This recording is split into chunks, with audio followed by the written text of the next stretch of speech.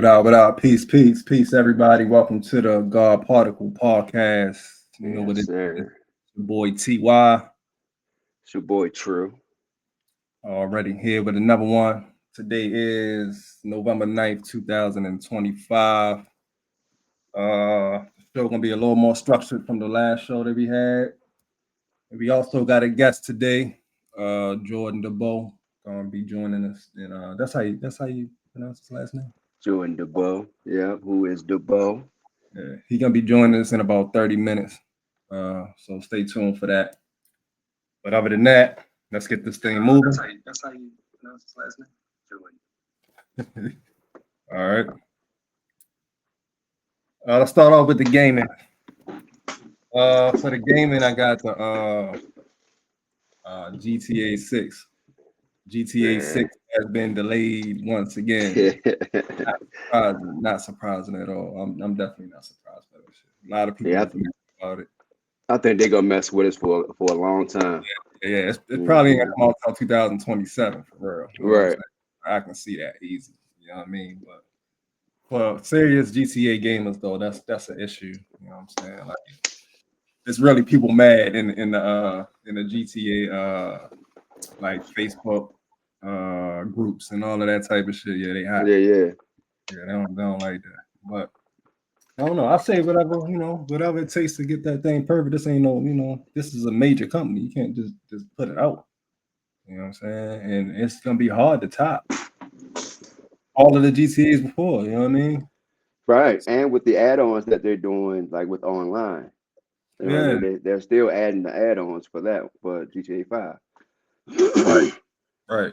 So they are still putting them updates up there. So I Yeah. can only imagine um the detail that it takes Exactly. to, you know what I mean, put into that any kind of gaming.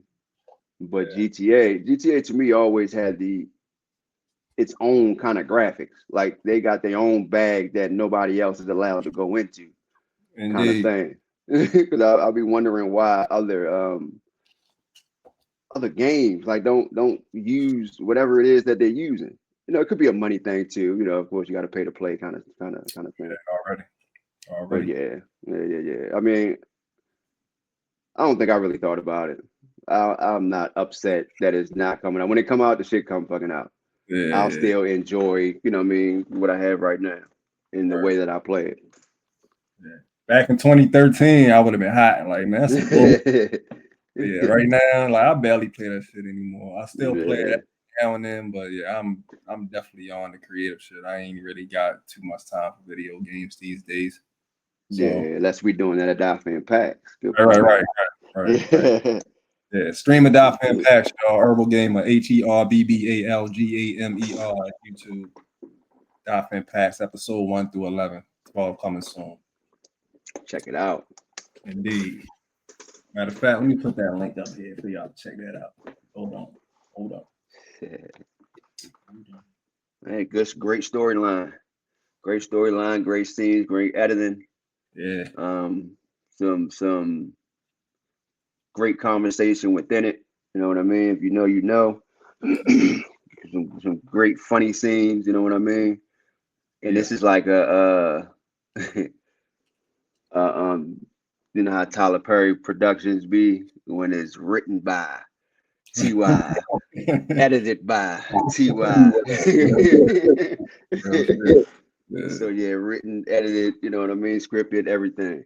All that. Mr. Herbal Gamer, and like I say, everything is dope, man. Everything is dope from the start to the finish. You would think he writes stories for all the like the government shows out this motherfucker. Uh, Who you getting your intel from? that shit from the source directly. You know what I mean? Yes, indeed. So But yeah. all in all, a Dolphin Impact stream it, Herbal Gamer. It's a game. Yes, GTA 5 through GTA 5, but And it's dope. And you know, man, it's just like a regular show you'll go into and watch through Netflix or something like that. Wherever you watch your shows, it's something already. like that where you can let 1 through 11 play. True indeed. All right. So yeah, that's all I got on the gaming for now. We ain't gonna dig too deep into the game. So a lot of new games and stuff I'll try to get into that next episode. And but we gonna keep it pushing for this joint. All right, so next up we got a segment called "To Send a Chicken." Check it out. Check it out. Check it out. Check it out. Stay tuned. Stay focused. Hold on. Give me a minute. The shit is in your food, it's in the motherfucking chicken. It's in the motherfucking chicken. The shit is in your food, it's in the motherfucking chicken. It's in the motherfucking chicken. The shit is in your food, it's in the motherfucking chicken. It's in the motherfucking chicken. All right, it's in the motherfucking chicken. Stream Control, streaming everywhere. That was true words from Control. You can stream that on all streaming platforms. But this segment is about how your government is trying to kill you. Yes, they are. Make no mistake about it. Everything that's in your food, not everything, but everything that's in these processed foods, fast food, all of that shit, as most people already know, it's a lot of chemicals that's just not good for the human body. Um, they don't give a fuck. They will put it in your food, and they will keep putting it in your food, and they telling you that they put it in your food because it's on the label, it's on the back. Yeah. You can read it, you can research it, and you will see that this shit is poison. You know what I'm saying? So let me switch this banner real quick, then I'm gonna get into it. Today we going over a chemical. I'm gonna call all of that shit chemicals. That's what it is. That I'm pretty sure a lot of y'all heard about. This is a very known uh, ingredient in a lot of the sodas and juices and shit. High fructose corn syrup. That's the topic for today, and I'm about to That's indeed. break it down on the effects and all of the shit that it does to the body and everything that it can be found in. All right. Try to give you that extra flavor. Indeed. All right, so here we go. High fructose corn syrup.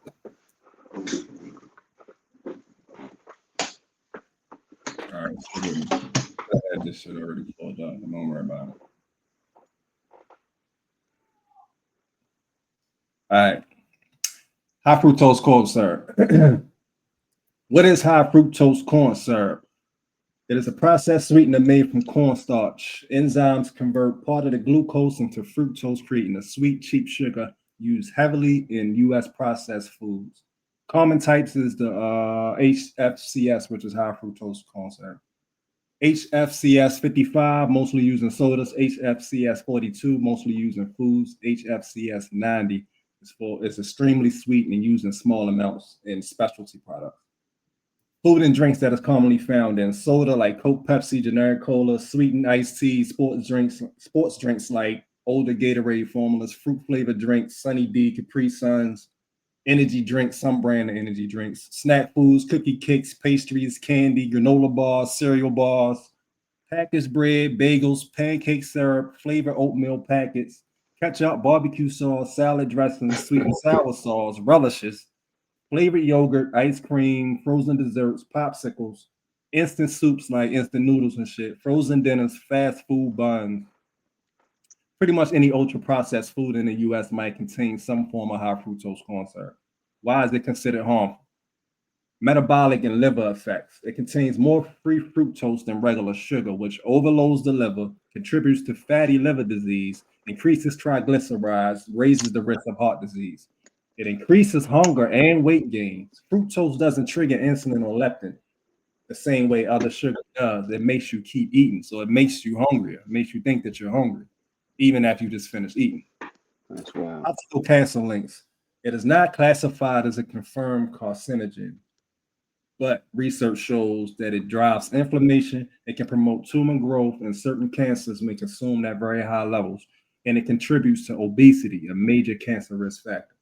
So not directly causing cancer, but definitely creates cancer-friendly conditions. You know what I'm saying? Countries where it's banned or restricted. It isn't widely banned, but some countries limit or discourage it. Countries like Mexico, they got heavy taxes on high fructose corn syrup imports and limits it in some food sectors. So, you know, the heavy taxes pretty much stops a lot of people from using it. They ain't trying to pay all them taxes and shit. Mm-hmm. The European Union, parts of it, they call it isoglucose, was restricted by production quotas until 2017. Even after lifting the quotas, EU use remains very low due to public health concerns, consumer rejection, and preference for beet sugar. Japan, they uses it, but the government has caps on its production. Countries that discourage the use, it's not banned, but it's rare in the UK, France, Germany, Italy, Australia, New Zealand. These countries prefer natural sugar and have strong anti-ultra processed food culture. Countries where it's heavily used, of course, number one, Right. United States. Canada moderately uses it. China uses it for growing uses. But the US remains the number one consumer by a large margin. Surprise, surprise. Other health issues linked to high fructose corn syrup: increased risk of type 2 diabetes, fatty liver disease, chronic inflammation, gout due to the high uric acid, high blood pressure, increased LDL, which is bad cholesterol. Why the US uses high fructose corn syrup so much? Because corn is heavily subsidized. And yo, this makes sense too. Like I live on the Eastern Shore. So when you riding through all of that farmland, all you see is corn. They It's not corn. growing nothing else but corn. And this is why they use that shit for high fructose corn syrup. That just makes the most money. So they like, why grow anything else? Anything else, right? Fields and fields and fields and fields of nothing but fucking corn. But corn. I see that too. Yeah. That's why. That's why. All right. High fructose corn syrup is cheaper than sugar, enhances shelf life, and works well in beverages and processed foods. All right. So the types of what else I got? Okay. Types of high fructose corn syrup, I said that already. 55, 42, 90. Specific drinks, Coke, Pepsi, Gatorade, I said that. Foods to avoid. Sodas and sweet drinks, of course. I stopped drinking soda a long time ago. Anybody that know me know that I'm the fucking water man. You know what I'm saying? Like I ain't drinking wine or drinks or alcohol, whatever. I'm drinking water. Water with every goddamn thing. I don't drink no juice. I don't drink no soda. You know what I'm saying? And me lately, I've been on the teas. But on tea, if I do drink soda, it'll be a ginger ale. But I do a lot of water myself. So avoid Coke, Pepsi, Sprite, 7-Up, Dr. Pepper, Mountain Dew, Gatorade, Arizona iced tea, sweet lemonade. Why is it bad? Because liquid high fructose corn syrup hits the blood faster than solid sugar, which spikes insulin and inflames the liver. Breakfast foods. Remember all them cereals we used to smash as kids? Yes, Yeah. indeed. All Kellogg, Frosted Flakes, all of that shit. All of that shit has high fructose. All the sweet stuff. And you wonder why your kids are super hyper. You know what I'm saying? Like, there you go. Quaker flavor oatmeal packs, pancake syrup, Aunt Jemima, Miss Butterworth, packaged muffins like the blueberry muffins in the packs and shit. All of that pastries. It say why bad? Breakfast is a high impact time for insulin spikes that set the tone for the whole day. Condiments. Most people have no idea. Like I said earlier, then ketchup, barbecue sauce, sweet relish, sweet chili sauce, store brand salad dressings like the French dressing and all of that shit. You get high fructose corn syrup in tiny doses all day without realizing it. You know, when you use your barbecue sauce and dip your nuggets in or whatever, you know what I'm saying? Ketchup. Thinking you eating healthy, eating a salad, you pour the French dressing on it. Whole time you still ingesting high fructose. Same thing, yes indeed. You know what I mean? And I'm a real quick. I like a sauce dude, right? So barbecue sauce, any kind of stuff like that. And I'm up this joint really thinking that I just like the goddamn sauce. It really likes me. You know what I mean? That I can't help it. You know what I mean? I'm realizing I can't help that shit. That's wild. Yeah. All right. Bread and baked goods, packaged white bread, burger buns at fast food chains, hot dog buns, store-bought cookies and cakes. Why is this bad? High fructose corn syrup plus refined flour equals double spike of fast carbs. Fruit products that aren't really fruit, basically. Capri Sun, Sunny D, Welch's fruit snacks, fruit flavored yogurt, sweetened applesauce. Why is it bad? They pretend to be healthy, but hit the body like soda. Fast food items. Many chain foods contain high fructose corn syrup, especially burger buns, dipping sauces, barbecue sauce, sweetened drinks, coffee flavored syrups. Why is it bad? You're layering multiple doses in one meal. So, what is the alternative? There's some healthier alternatives that won't spike your level of blood sugar nearly as bad. Raw honey, pure maple syrup, coconut sugar, date syrup or date sugar, stevia, say pure stevia. Monk, Sweetness, man. yeah, I never heard of monk fruit. And agave, What was the last one you said? monk Not fruit, oh, okay, yeah, I never heard of that either. MONK fruit. I never heard of it. It says Monk natural 0-calorie sweetener. And agave, it's better than high fructose corn syrup, but it's still high in fructose, so use sparingly. The agave. Gotcha. Swap for cleaner drinks. Instead of soda or fruit drinks, drink sparkling water with lemon or berries. Unsweetened iced tea, you sweeten it yourself. Kombucha, not sure what that is. Low sugar versions. Yeah, I think. Water. You heard of kombucha? Yeah. A lot of it's become more popular these days. Coconut water, unsweetened, just water with fruit slices. Because a lot of people don't like drinking water. I know a lot of people. I can't just drink plain water. I gotta add or something. You know what I mean? Drink plain water, add fruit slices to it. Cleaner breakfast options. Swap high fructose corn syrup, heavy foods for oatmeal, plain oatmeal. Add your own sweetener. Greek yogurt, unsweetened plus fruit. Whole fruit instead of fruit snacks. Real maple syrup instead of pancake syrup. Healthier condiments. Choose brands labeled no high fructose corn syrup, no corn syrup added. It is brands that do ketchup and barbecue sauce and stuff without these things added to it. Say good brands is Primal Kitchen, Annie's, Sir Kensington's, and Simple Truth, which is a Kroger brand. All my people in the South. Replace the packaged bread. So get rid of all that white bread and all of that shit. Use sourdough, sprouted bread, Ezekiel brand sprouted bread, whole grain bakery breads, low ingredient artisan breads. Detox effects. What happens when you cut out high fructose corn syrup? When you drop high fructose corn syrup, your body reacts fast, quicker than people expect. Here's what most people fail: improve liver function within weeks. Fat buildup in the liver, which is different from alcoholic fatty liver disease. So if you're not a heavy alcoholic and you got fatty liver, it's probably from high fructose corn syrup or other things. But removing it helps the liver begin clearing stored fat.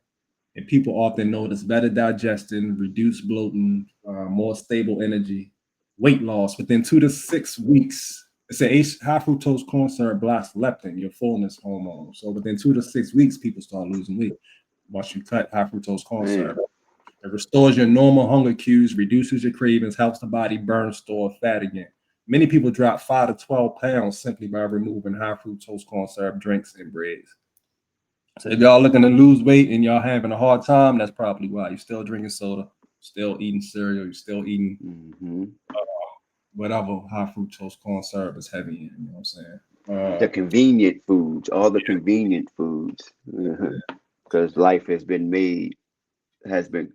become based off of convenience these days. Yeah, and that's why that.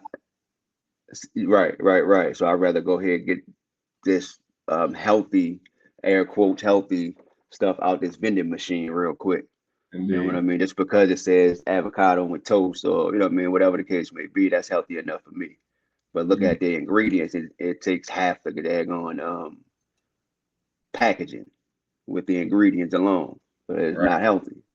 But you know, what I mean, yeah, the way the world pushed us to not be still as we need to be to cook that right or not cook, depending on how far you go. Your food. Right. Some people just eat raw and don't cook their food, which is the better way to go, as they say. Already, the raw eating is the best. Straight raw. Shouldn't have to cook anything. But a Right. lot of people struggle with that. So, all right, let me keep it going. Lower blood pressure. High fructose corn syrup can raise uric acid, which increases blood pressure. Cutting high fructose corn syrup reduces uric acid, helping pressure normalize. Reduce inflammation. It drives inflammation, which affects the skin, joints, gut, energy levels. People report after stopping it, clear skin, less joint pain, and less brain fog. Which brings us to the next thing: better mood and mental clarity. High fructose corn syrup causes rapid blood sugar spikes, crashes, and irritability. So removing it stabilizes your mood, levels out your energy, improves your focus. Reduce cancer risk. Indirect but real. High fructose corn syrup isn't directly classified as a carcinogen, but it promotes abdominal fat, spikes insulin, feeds tumor metabolism in studies, increases chronic inflammation. So cutting that high fructose corn syrup out removes several cancer environmental factors. And that's it for high fructose corn syrup.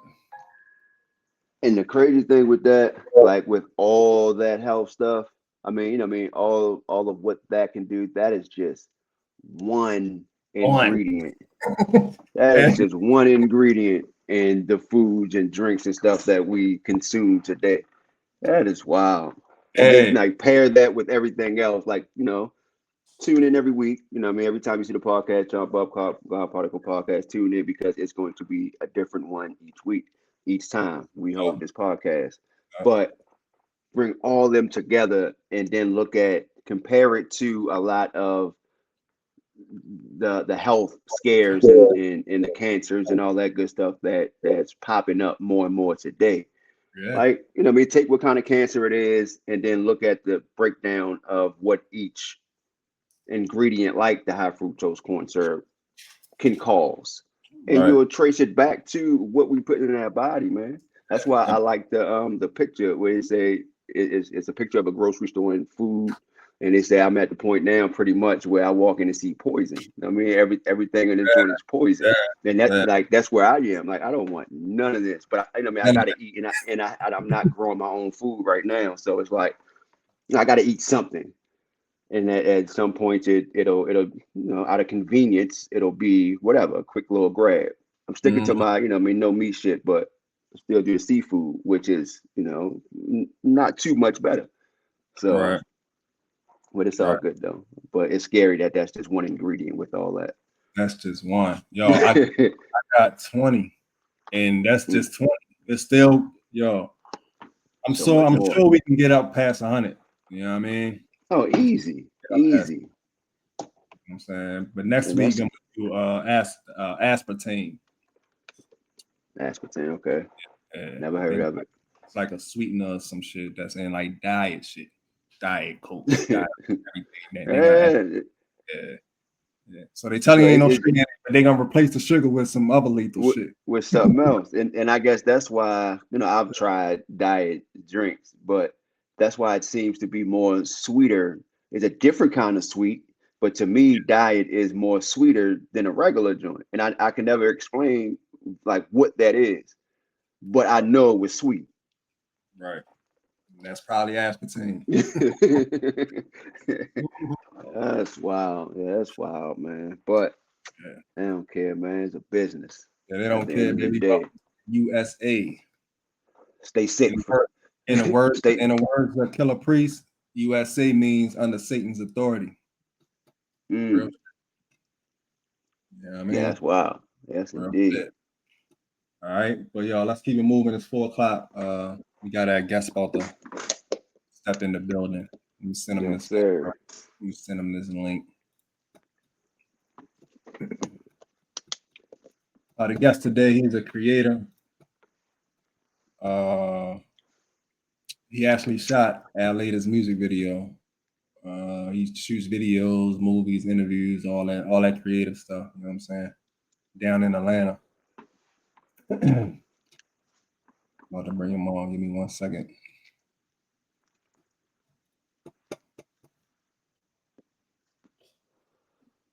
Yeah, but overall, dope guy, dope creator. Yeah, indeed. That's dope work for sure. You know, He's being putting creative, himself. that's it's definitely inspiring to watch him. You know what I'm saying? Blow up like he is, and keep working. You know what I'm saying? And evolving the way that he's Yeah, doing. for sure. And it's dope that he's putting himself out there more. Yeah. You know what I mean? Like he had said, he's taking more pictures. You know what I mean? Showing what he has going on, not being so reserved. You know what I mean? He got a lot of things stamped, so it's only right that he do so.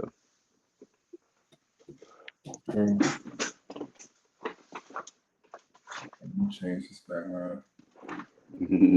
Shout out to everybody checking us out right now. We appreciate y'all. Yes, indeed. We got 3 people on. Okay. Well, you say you're watching. You looking at them all or just the Instagram? No, I got Instagram up. Oh, okay. Facebook. Instagram. I'm really not a major fan of Instagram, like real shit. I don't know. I don't really get a lot of engagement with Instagram. But probably because I'm never on the damn shit, you know what I'm saying? But yeah, I don't know. I'm not an Instagram fan. That's the shit. Yeah, I see more interaction with the reels. You know what I mean? I like them for their reels. Of course, you'll get a lot of you can get a lot of views there. Right. But I look at it all the same to me. Facebook, Instagram, it's YouTube. It's just all on your engagement. You know what I mean? Wherever we put our attention to. Hey, what's going on, y'all? What's up, man? Peace, Good morning. Yes, indeed. Good morning. Good morning. Man, thanks for having me on the show, honestly. This is the second interview I got with True. Yeah. Right. So, how y'all Sunday going? Going good. Man. Going great. Yeah. Feeling good, feeling great. How about yourself? Oh, it's good. Well rested. I worked last night. I didn't get off till 2. But hey, it's Sunday. Right. Oh, yeah. All right. I'm never in front of the camera. That's the funny part. Yeah, always behind the camera, right? Man. That's why we appreciate you, man, for taking that time to step in front of that camera. Again, for me, for those who haven't checked out, in the mind of the creator, Jordan was my first guest. Yeah, so you can check that out through YouTube. Yes, indeed. Hey, Q might have all my exclusive interviews. Man, but it's aligned to be that way. Yeah. I really wanted to tune in because I don't get to talk creative stuff or just about anything with anybody. It's really just be me talking to myself and thinking of different things. So,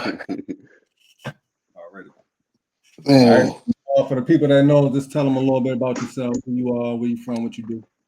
Oh shit. All right. I don't even know what title. I stopped giving myself a title a long time ago. My latest one, a technical producer, but pretty much anything with a camera, anything with a microphone, anything digital, website, graphics. I'm pretty much the man behind the scenes. I call myself the man behind the machine. So I'm from New York, but I grew up on the east side of Georgia, really, Atlanta, on Stone Mountain. Shout out to DeKalb. If it wasn't for DeKalb, I wouldn't even have a camera in my hand. So, I mainly do like I just love video. I just love capturing different. I call it memories and capturing different stuff. I do photos on the side. Whenever I get a chance, I gotta really dive back into photos because it's really my second love. But other than that, I shoot podcasts, commercials, shorts. Really, any idea someone come up with, I feel like my objective is how can we get it shot. So that's love about me. And recently I've been diving into music and setting up studio sessions and stuff. So I really want to work the back end with creatives. So it's gonna be a fun show. No doubt. All right, so let's get straight into it. So as far as filmmaking, first question I got for you is, when was the moment you realized you wanted to make films independently? And what did that first step actually consist of? I kind of got a cheat code because I started back in high school. My high school had a film program. I could tell you actually the moment I picked up the camera and put down the saxophone. So I used to be in band since the 4th grade. In 10th grade, it was Friday night. We all standing in attention at 10 o'clock at night, and someone keep missing their note. It's Friday. I'm ready to go home. It's been a long day at school. And then so we keep getting to the last note, and all you hear is, we like, why not just not play the note? You know what I'm saying? Until we all just go home. So that's when I knew, all right, band not for me. It then so happened the next day, I just stumbled into the editing lab. I think I was dropping something off for another teacher. Yeah. That's why I didn't realize we had a whole editing software in every studio in the school. So about time I started wanting to shoot my stuff independently, it was before I graduated. So I still got a I'll send a link. It's called Dancing in the Forest. It was my first independent film. What happened was you had to level up in school, and then when they trust you enough with the camera, it don't matter. You can shoot what you want. Right. So I was doing enough of the news programs and stuff until they was like, yeah, Jordan, you can shoot what you want. So they let me shoot a 15-minute short film. It's called Dancing in the Forest. It's it was about kids get drunk at homecoming. They wake up in the middle of a forest. It's like a horror movie. And then it's a creature pick them up one by one. But it's crazy because everybody in that movie, half of them are still shooting, and some of them are even on TV now. So it's crazy just me wanting to shoot a film in high school, how it launched a lot of creative and kept people down the path. Yeah. But after that, I got with GI after high school. Oh, well, I went up to New York and then I came back down. And then Bria hit me. She was like, my brother need a photographer. You know how to shoot? I said, I guess, you know what I'm saying? I was on video, but I was like, it shouldn't be too hard to take photos. And I showed up. That was actually my very first photo shoot. It's crazy because we was all just shooting. We didn't know what we was doing. Right. Trial and error. Yeah. We had this it was at like a railroad yard, but they had the neon outfits and everything. So man, you can tell when you just shooting. But from there, I actually got another short film off the ground. Man, that's lost in time somewhere. My hard drive with it on is broke. It's called The Cake is a Lie. I remember that. Yeah. That was my second one. Man, I be wanting to shoot so much. I have so many ideas. That's why I actually kind of calmed down from shooting and started focusing on the pre-production, so I get all these ideas off the ground. I have one more short that I did. It's called The Raven Queen. Usually every Halloween, I like to do a fun little short with my friends, usually like 5 minutes. So, but that was before COVID hit. That's what I'm saying. I didn't even get to shoot, but I've been cooking. That's Yes, but, indeed.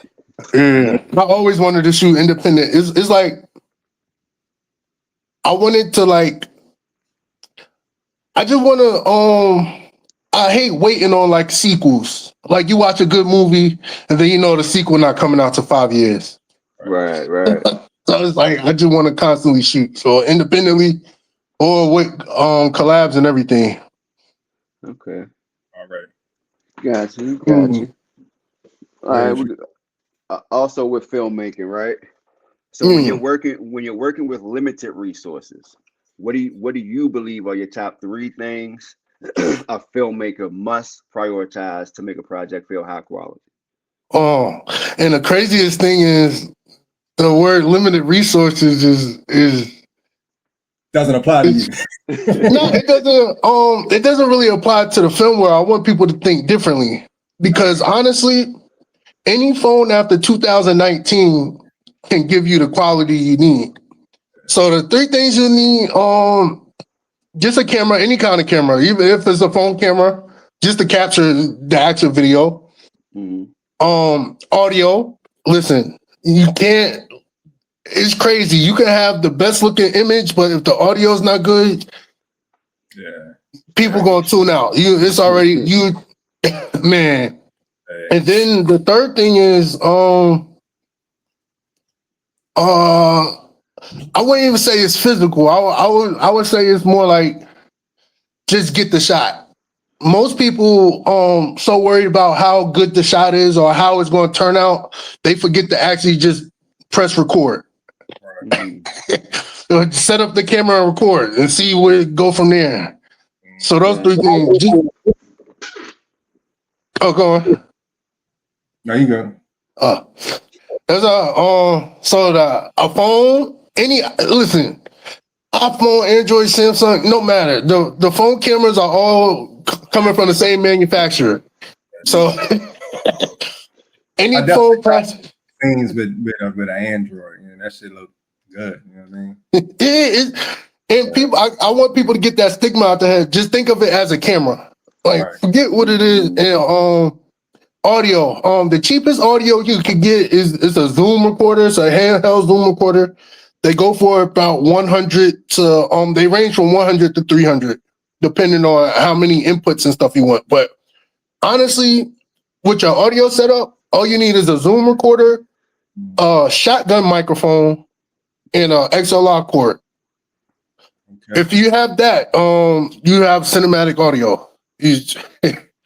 And it's crazy how simple like people Right. forget about audio. Man, you can shoot anything with anything. Like what's it? The Blair Witch Project. Yeah. Listen, that was college kids with a low budget and just wanting to shoot some and figured out how to make it do what they do because they just press record. Yeah, I remember. And look at it. They're talking about it today. Man. It's fire though. All right. Yeah. So, can you break down one of the most challenging scenes you ever shot?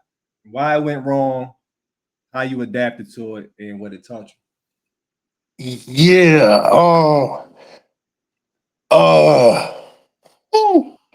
I got a few. It's usually involves special effects. I got 2 actually. One of the challenging scenes I had where we kind of pulled it off, we kind of did it. It was an artist. We didn't have no smoke or nothing. And then he just kept going around saying, yeah, they'll just add it in post. They'll just add it in post.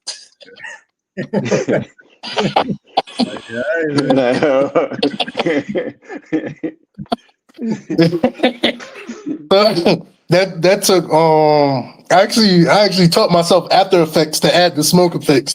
I had to teach myself a program.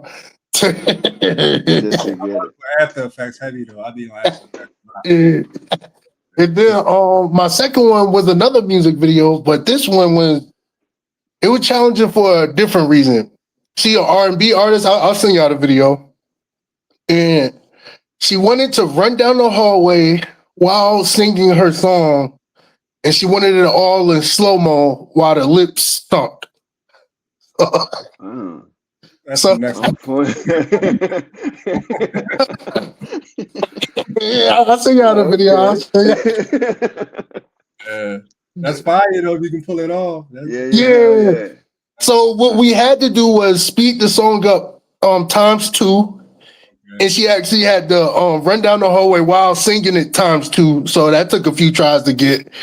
And then on the camera side, I had to shoot at it was 48 frames per second. So I had to find that setting. I had to turn the shutter up ×2. So then after I did all that, we lost light because now I'm shooting faster. So I had to find a way to add light for a 10-second shot, because even it's all in slow-mo and her lips are syncing and everything. It took 2 hours. Damn. Yeah. But it turned out nice. I'm gonna send y'all that video too. All right. Already. Very true. Yes, indeed. So we're gonna for song making, right? Can you Yeah. can you walk us through your creative process, like from the first spark of an idea to the final mix, and where does the song really begin for you? Yeah, I'm new to this whole journey of song making world. I work in a recording studio downtown, so I've been around it for 3 years, just in and out the different studio sessions and seeing. So I started sitting in there on my breaks and just listening to them create music. And I was like, oh, they was kind of teaching me the songwriting process. So I get it. You come up with the hook. Well, you get the beat, you come up with the hook, and then you could songwrite, and then you could get someone else to record over it, like an artist.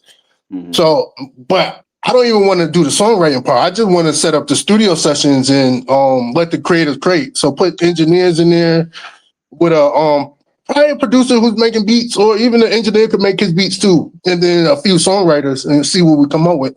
But when I'm coming up with these songs, I'm thinking of movie scenes. Like, like, all right, my character's gonna be on a heist on this one, or it's gonna be a fight on this one, or it's gonna be a car chase, or it's gonna be a suspense scene, or somebody found out some bad news. That's the sound of songs I'm trying to create. Because you can win an Oscar off the first song of the movie and the last song of the movie. But also, just like Ryan Coogler just found out with Sinners, you can win Grammys too. Yeah. So he got the most Grammy nominated. Shout out to him, man. But it's because he really took his time with the music. Yeah. Yeah, I mean, I'm pretty sure he handpicked all that. That's I don't realize how music is to a film. Man. And then I just felt it fun. It was like right now, because I want to launch an EP when I launch my first series going forward. So it's going to come with that first episode is going to have 7 songs dedicated in it that we all create. You know, I'm at song 2 right now. I'm waiting to hear back from different artists.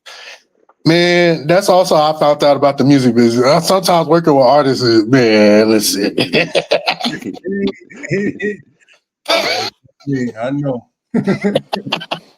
Hey, especially female artists. Hey. And the thing is, when I call them, they hear the song, they get all excited and everything. And they be like, send me the beat. I send them the beat. I know I take time to create, even me. So I'll be like, all right, let me call back in a week. Oh, I'm gonna get to it. I've been listening. I'm like, man. So I felt that I reach out to a different artist. I send the same beat. Whoever send me back a verse will be in the movie. You know what I'm saying? Right. It's crazy. I know. I don't know how people do it in the music industry. Listen, in the film world, hey, you got 3 days at least sending a rough song. Yeah. Let me know you started to edit. Artists, rap artists, singers, all of that, they be on their God shit. You know what I mean? They think that they rule the world. Y'all on my time. You know what I mean? The world can wait. I get to it when I feel like it type shit. You know what I mean? Yeah. So yeah. All right, but are you ever stuck creatively? And if so, what techniques do you use to get flowing again? Man, I got writer's block right now. No, it's I get stuck creatively, but I'm trying to create a cinematic universe. So I would try and be like, all right, since I can't come up with nothing for the script right now, let me work on something else. What are the logos these characters are going to win? So I try to shift my creativities to something else, but still involved in the same project. The only it's tough because I gotta get out that habit too. Like I'll spend days thinking about it, just over this a scene in my head over and over instead of just writing it down. And the only way I truly got out of this stuff is just to write it down. And just even if sometimes I'll shoot like a test. So I'll just set the camera up. I'll be the subject. And I'll test if I want to color grade, what this color grade looking like. That's I touch the camera every day. That's the only thing that but writer's block is hard. I can't even lie. I get stuck sometimes for real. But that's why I would like, all right, if I get stuck on the video side, I'll jump over to the music side. But I'm still encompassing something. You still gotta move forward. Like Pushing for sure. Goddamn. Very true. So how do you decide when a song is truly finished? And is it a feeling, deadline, or a technical standard you check off?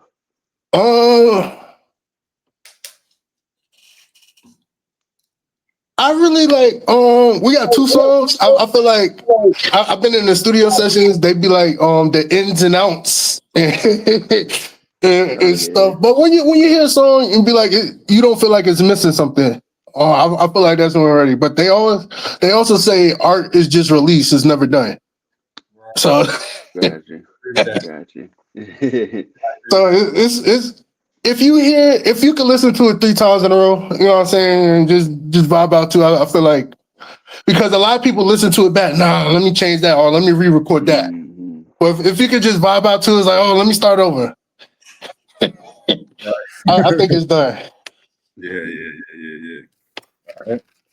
So as far as motivation, and me being a creator myself, all of us being creators, right? The creative careers is full of burnout, doubt, and a whole bunch of shit. You know what I'm saying? But what are your daily habits, routines, or the mindsets you carry to keep your momentum going when you feel like, you know what I mean, when you're not really into it, when you lack motivation? Like, what is your daily habit you force yourself to do? I've been going through that. I feel like this last quarter been a grind for everybody. So it's just like, especially on the video side, I got other videographers reaching out to me to see if there's gigs out here for work and everything, and they're getting discouraged. And I'm like, I don't want to send out to no free sets. I understand time is money. Yeah, you know what I'm saying? So it's like when the jobs come, it's cool, but when they don't come, you still gotta keep going. It's the hardest part was I was working on everybody else's projects. Like I was shooting, I almost burnt myself out shooting everybody else's thing. And 6 months went by and I had nothing I shot for myself. Right. So after that, I really just talked to myself. I'm like, even if it's an hour a day, I just think about my script or I write something. I gotta get this off the ground. I'm helping everybody else achieve what they want and get off the ground. But motivation is keep going. I know I gotta talk to the cameraman out here because I know it's a burnout right now. Everybody want content. But what they don't know is like, all right, the shoots is cool. It's the editing that's really the burnout. And so like even with the podcast world, and then they try to turn the AI on. I had a whole thing about that. I don't mind. Cause I actually learned AI just because everybody tried to turn to it, but then use AI and then come to me to correct the AI. Like you could have just came to me in the first place.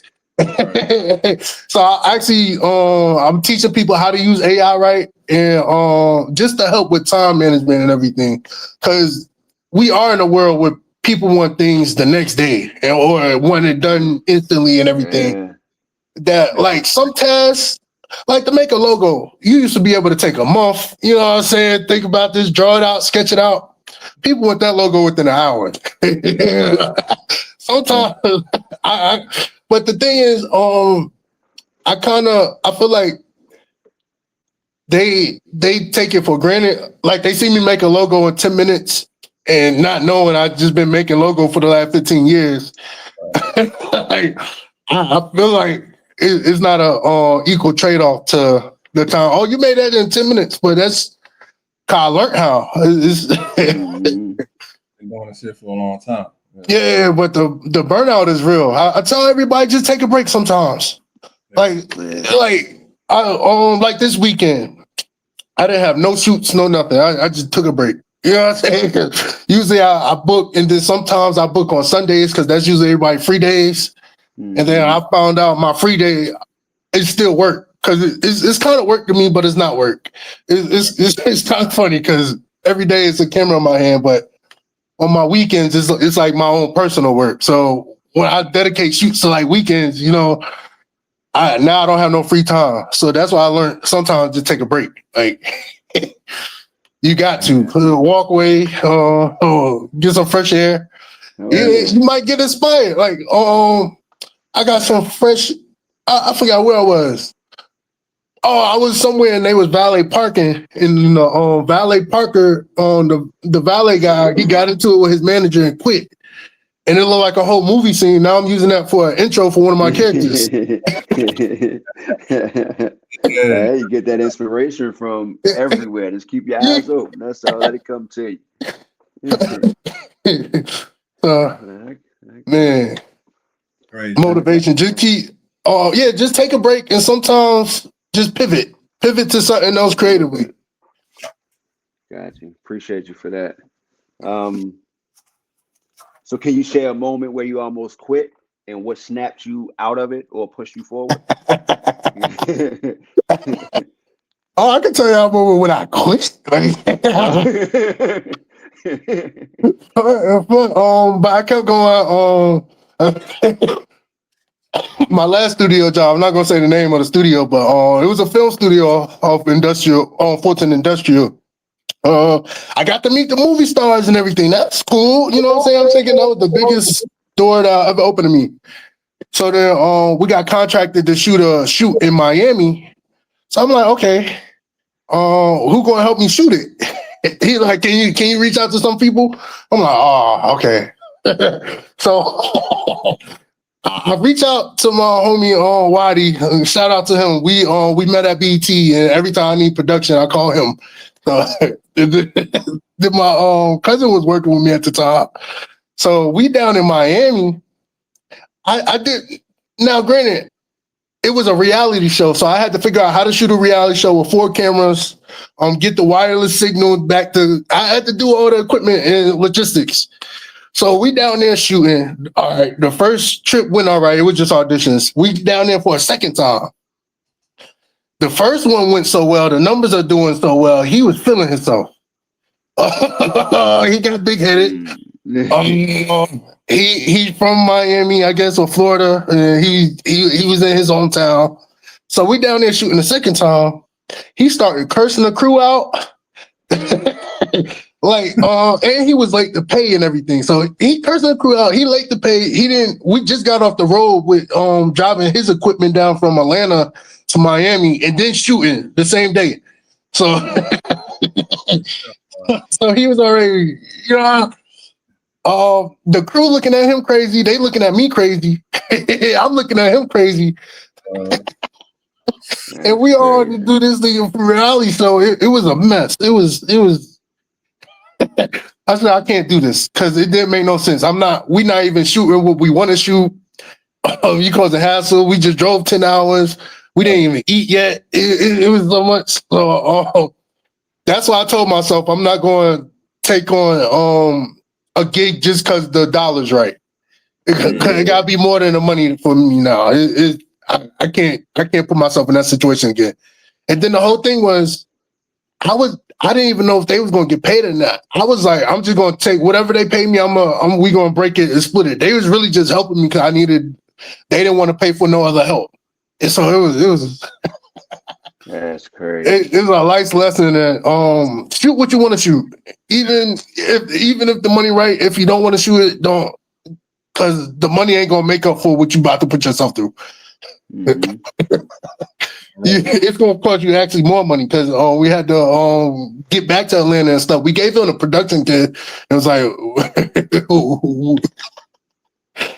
but that's but now I don't really find myself quitting lately. I'll put it on the back burner. Like I never give up on a project or anything. It's like, all right, let's try to pivot to something else. If this ain't, man. But sometimes it gets tedious and it's demanding. It's usually like the producers, like the executive producers, the demanding, and they don't know how to edit or nothing. They don't understand. It's Ins and outs. They just want it when they want it. yeah. That's it. Yeah. But other than that, I just keep going. That's all. That was my motive for all man. Rest in All right. peace.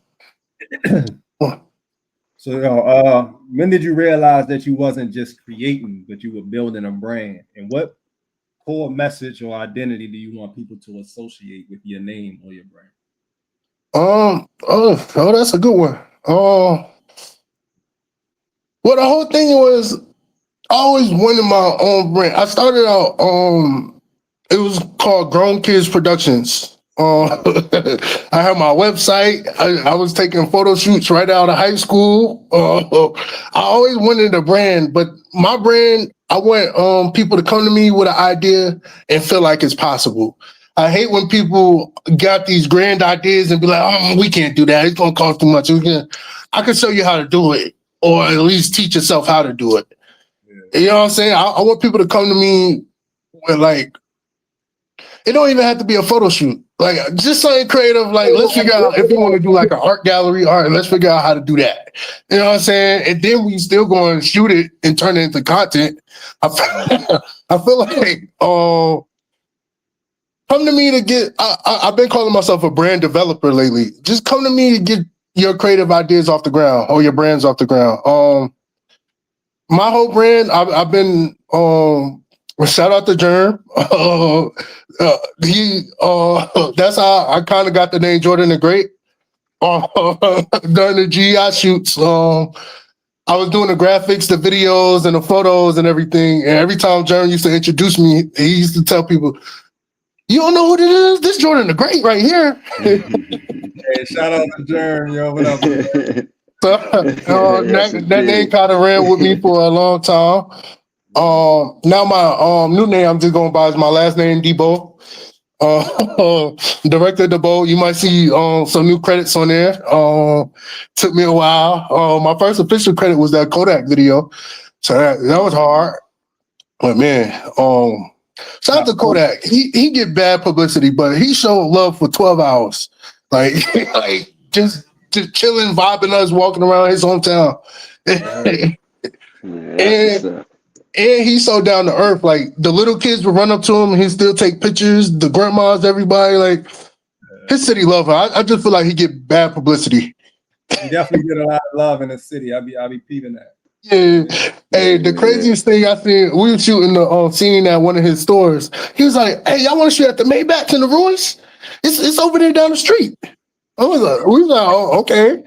So we walked. Well, it was about 2 minutes. So we put everything in the car and drove 2 minutes up the street. And he literally got a Maybach, everything just parked in the hood, like, and nobody touches it. That's how much love he get. Like, unlocked and everything. That's wild. And that shows you that he takes care of all of those people around him. He's a genuine, person that takes care of his community. It's like you can really just see him walking if you're in that part of Florida. So that was dope. You get a lot of respect. I like his brand. And my brand, Director Debo, it's really, I want to shift. You might see more narrative pieces with that. So it's like, I really want to shift into the short films and the series. It's like, man, I've been trying to get this series out of my head for 8 years now. That's because I was shooting, but I was like, let me calm down on the shooting and really plan it out. So now when I shoot, is man, the sky the limit. Yes, sir. I got one more for you. I think got one more for you. What advice would you give to creators trying to build a consistent brand across film, music, and social media without feeling fake or forced? Easy actually. It starts with the logo. Get a nice simple. Don't get no complicated with too many colors. You get a simple one. I always tell everybody, Nike Check is the most recognizable logo in this world. It's just white. It's just a swoosh. So, and he paid $35 for it. But so the logo, put it on shirts. Just get people recognize you with this logo on. Put it on hats, put it on everywhere. Put it on your photos in the little corner as a watermark. Just start spamming the logo. But to stay consistent, even on the client side, limit what you can do. So that way you could master what you can do. Instead of trying to do it all and be a jack of one trade, limit your, like, if you want to do photos, dive into photos and really dive into photos. Don't even worry about video. And then if you want to do video, just dive into video. But that way, when people come to you, they be like, "Oh, this is my photo shoot guy. This is my video guy." I kind of it's kind of not fair for me because I did like 5 years as a photographer, 5 years of video. I'm going on year 16 now, I think. So everybody come to me for everything, but even when they come to me, I limit that project. All right, we doing video. Let's do this video right. Or we doing photos. Let's go all out. Let's get props and everything. And then because what they say, under promise and over deliver. So I actually got this from an anime. It's called Full Metal Alchemist. It was the whole moral of the anime was alchemy is the law of equivalent exchange. But at the end, he was like, instead of just equivalent exchange, add to the pot. So do equal and then add one. So it's like, man, just get forward. It's I like that. Yeah. I like that. Hey, I got one more for you. One more before you get out of here.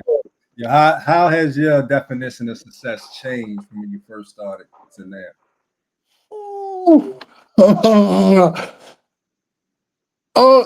I feel like if you wake up and you're not stressed, you're successful. I used to think it was the cars, the everything, you know what I'm saying? Now it's about starting to learn to live life. That's what real success looks like. I tell everybody, Shaq, Snoop Dogg, and Jack Black, they figured out like the keys to life. Like they on a forever side quest. So success has changed. Because it's always success doesn't always have to be monetary. Some of my most successful shoots I shot for free, but it paid off so much in the long run to where I'm on these movie sets and everything. It's it's hard to look at success as like it's definitely not a straight line. I can tell everybody that. And I got some more advice for creatives. Like, don't limit your idea.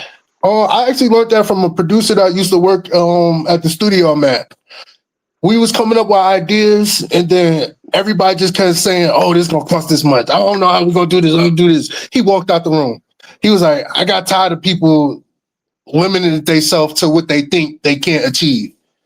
So you can achieve everything. Just don't limit yourself on because people got these grand ideas for these movies, and like, I can't do that. With technology nowadays, you could do it all with your phone. It's scary. That's how I tell people, just think of the idea and try to accomplish it. Don't even think I can't do it. That's kind of the whole point. You're a creator, so your job is to create a way. You know what I'm saying? Yeah. Or create a whole new way. Right. It's your version of it. I got a cousin that reached out to me that with an idea that was about to change movies and streaming. I can't even say it. I'm gonna let him do it. I was like, oh man, I'm hyped. I'm excited. But Craig, even like James Cameron, he had the Avatar written in the 90s. He knew the technology wasn't right to get the vision he wanted. Even when it was time to shoot it, the technology still wasn't right. So he created the cameras. He taught himself science. He created the new 3D cameras. Because usually, remember, 3D went from the red and blue, the different spectrums to now the shades. But yeah, shout out to him because he created a way. He literally created a camera to shoot his vision. That's what's up. You know what I'm saying? That's what it's about. Hey, well, just know though, you know what I'm saying, that that we definitely see your work. You know what I mean? I be people out all the time. You know what I mean? I'm definitely motivated by just the fact that you make a living off what you do. Because me being a super creator, I'm still driving a dump truck. You know what I mean? So I got to come home tired and try to create. You know what I mean? Hopefully, I'm gonna get to that point. But just seeing you in your bag and shit, you know what I mean? That's what you do for a living. That shit is real. Yes. Real. Yeah. But I tell you at the same time, I was actually going to apply to Home Depot before I started working at the studio. It's still just a 9 to 5. I just so happen to have a camera in my hand. Yeah, as long as you work. And I tell people, like, I understand work, you got to pay the bills and everything, but also try to invest, even if it's $100 a month, into your creative idea. Because you don't it reaches to the people. Like, I'm getting free studio times and stuff because I know producers that's working in studios already. I'm like, I can help you with your commercials if you can give me studio time or something. You know what I'm saying? I'm trying to make a living. I'm not living off the movies yet. You know what I'm saying? But it's just. Yeah, hey, I can't wait till these movies release. I finally got a name for it. I'll give y'all that nugget. It's called Universe 11. But we got coloring books, mangas, TV shows, movies, short films, action figures. I'm trying to hit everything, because the whole thing is I don't want to just limit my stories to movies. Some movies could be told as a TV show, or some could just be a comic and still get the point across. So I'm gonna leave you out with that. That's what's up, man. It was definitely good having you on. You know what I mean? For sure, yes indeed. Appreciate you for taking that time out for us, man. No problem, man. Thanks for having me. I never get to talk. You know what I'm saying? Anytime you want to come back, let me know. You know what I mean? I'm definitely start tuning in more. That's what I told myself I'm taking Sundays off. Well, I lied. Next Sunday I'm gonna take off. I still got I'm doing a big breakdown with one of my homies, so I gotta go shoot that. It's not really work, but yeah, still doing something. Mm-hmm. Yeah. Oh man, no, this is dope. I gotta start talking more. Yeah. That's what we both was talking about too before we just got on the live. Yeah, surely got to start talking. Mm-hmm. A lot of the greatness is on the other side of that. Yeah, it's like I got stories. I got scenarios for days. I done been in situations where we were shooting a play, and then they had all these lights and stuff when they background to the play. Somebody plugged it in and short circuited everything. And I just so happened to I saw it coming as they was rolling up the background on stage, so I stopped recording just so we wouldn't lose what we had. Like, all that shit. That's what's up. Well, I'm definitely gonna be tuning in. So y'all do this every Sunday? Yeah, we're gonna be on every Sunday. Mhm. Time gonna vary, but between 3 and 5, we're gonna start every Sunday. Yeah, no, that's cool. I was this is gonna be a long week in Atlanta. The Falcons just disappointed in the city again. Hey, these Falcon fans are dedicated. I'm not even a Falcons fan, but it's like when they win, the city treats you better. I get free wings. Yeah, niggas be die hard, man. Yo, man. I don't know how they get into it though, man. Yeah, so yeah. it's gonna be a long week in Atlanta today, this week. Though. But hey, we gonna end this thing off by playing the video that you just shot. Oh yeah, that's. I Mhm. took my time. I was like, nah, let me. I could have did quick cuts, but I really wanted to tell a story. Yeah. And it came out well. We'll surely appreciate it. Yeah. Joint fire, man. That joint Nah, fire. that's love. Yeah, that joint, I messed with that joint. Heavy. You know what I'm saying? So y'all check out this video. This is shot by him, Jordan DeBow. That's how you pronounce the last name. I just asked him right. Yeah, Debo. Like Friday. Jordan DeBow. Yeah. All right, Yeah. real quick. That's indeed. Too bad. I gotta make it smaller. And that's what really got me. Went out to the studio where Ice Cube recorded his Friday soundtrack. So that was dope, seeing the actual plaque and everything. That's what really got me into the bug for music. Yeah. Seeing Ice Cube shoot the movie and didn't do the soundtrack. I'm just not the rapper on it. He did it all. I give him credit for that. Hey, seeing that's stuff that changed the game too. You know what I mean? When you come into rooms like that or meet people like that. Yeah. All the time. And now you in their presence and shit. I can imagine how motivational that is. You know what I mean? Yes, indeed. I finally got a picture when it came on the podcast, but I never know who come through those studio doors. I just be feeling lucky. I can't even lie to y'all. Surely been a good amount of people coming through them doors, though. Some good folks coming through them doors. Yeah, even the craziest people I met they called the Acre Boys. They're literally out here showing you how to buy acres of land and everything for reasonable prices. I'm like, I gotta shout them out because they was like nobody's out here showing, so they decided to do it themselves. And then they call themselves the Acre Boys, so they've been doing music to kind of get the real estate out there. That's what's up. That's all types of avenues, yo, these days, man. It's all types of avenues. I be peeping out a whole bunch of I stay on, so I be peeping out a whole bunch of channels and people, and that's coming up with all types of ideas, yo. And they make money off that shit. You know what I'm saying? Yeah.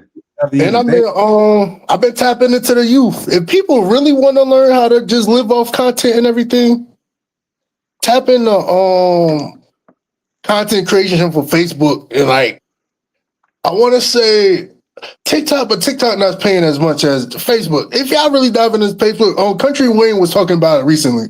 He was like he uploads 900 skits a month. Yeah. And the skits anywhere from 30 seconds to 1 minute to a few minutes. You know what I'm saying? But he built, it's like Facebook is his network versus going to TV and everything. 900 a month. He said he got 3 different teams under him and they gotta turn in 3 skits a day or whatever they worked out their workload is. So he was like he did it this way so he don't gotta be on set. If people really want to learn how to live, hey, because I'm diving into it myself. Cause I think that's why I'm figure out how to launch this series. I was going to try Amazon Prime and them, but hey, Country Wayne might have put me on. Yeah, it surely sound like a good deal. I'm definitely gonna. I want to get to the point where I got a little team, or at least somebody that can upload my shit while I'm working. You know what I mean? Uh, Yeah. Look up. It's a AI program called Riverside.fm or something like that. Yeah. Riverside FM. Yeah. Let me get the right name for y'all. Hold on.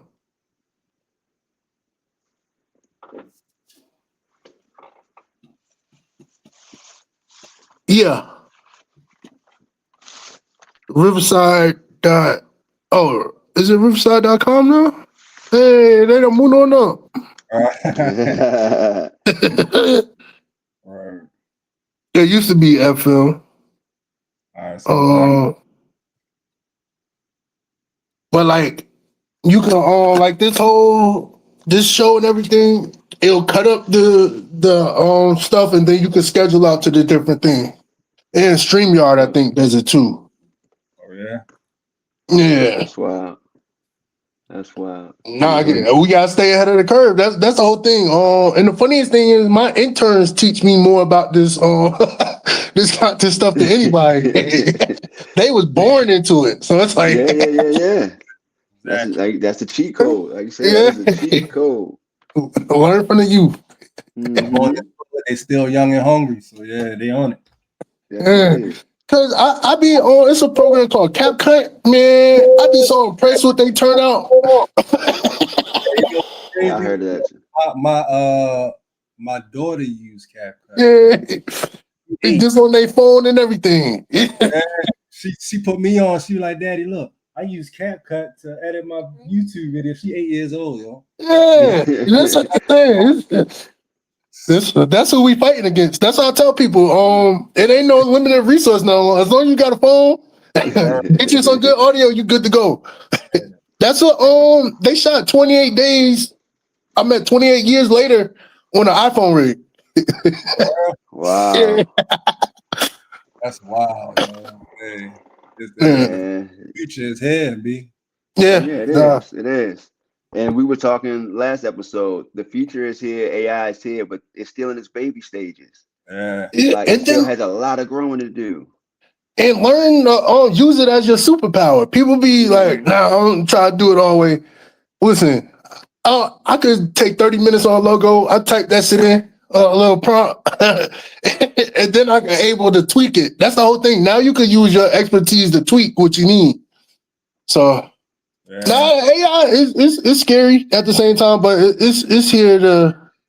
If you use it right, it will help you tremendously. Yeah, that's what I said. That's what I said. Yeah. Because some people just try to no human intervention with the AI, and they get products that's not like. I was like, you still got to put a little creativity into it. You know what I'm saying? Even if the prompt, come up with a crazy adjective or something to help it out. Definitely gotta get creative with them prompts because the prompts. Yeah. Hey man, And that's still a whole creative process. basically. You put in the wrong prompt, boy, you gonna get a video you don't want. Over and over, you be like, man, you know what? I ain't even messing with this shit. No more. I did that a couple times, you know what I'm saying? But the more I grow patient with it, the more I'm learning that it's about what I say with the prompt, how I say it, you know what I'm saying? Yeah, it's a lot. It's a lot to it. Okay, but yeah, like I said, the future is here, man. It's crazy how far we come. You know what I'm saying? Yeah. I think I got this video below 200. That joint was way high. Let me see what I got it down to. Oh, y'all need another export of it? Say again? Y'all need a different export? No, I just put it in Premiere and just exported it to get it to 91. 91. That joint was way above 200. It might take away from the quality a little bit, but I don't know. But either way, I can play it now. So it's all good. Yeah, no. I'll be exporting just to make this shit look crispy. That's what I mean. Yeah, I told Terrell, like, yo, this, your camera is extra crispy, yo. That joint is good. You know what I mean? I might have one more director's cut. I was trying to look through. We had a lot of footage that day, and I'm gonna upload just like a raw footage drop, so y'all can have all the raw footage too. So Yeah, that's a bet. Yeah. With that, I make backups. It's crazy. I tell people I only shoot weddings with people I've been knowing. Like y'all been with me since we was shooting in the gym. You know? Yeah, it's all love, man. Yeah, All love. I got to get creative with this. I like that. And then that mic up. You was the first wedding I did with a mic. So that's yeah. That worked out right too. That was good putting that mic on. Yeah, that's all. Hey, and we was in the future. 5 years ago, that mic setup would have been $1,500. Ain't that L? It's like you can get those mics for $100 now. Different brands and everything. That's why I love the technology of dapping, because really the main brands come up with them, and then the smaller brands try to use the same manufacturers but charge a cheaper price. This motherfucker, yeah, and they're making a killing. They making a killing. Yes, indeed. So yeah, that joint's still loading on. I was taking some, but we ain't good for that. But y'all, let me ask you something else since you're still here, real quick. Hold on.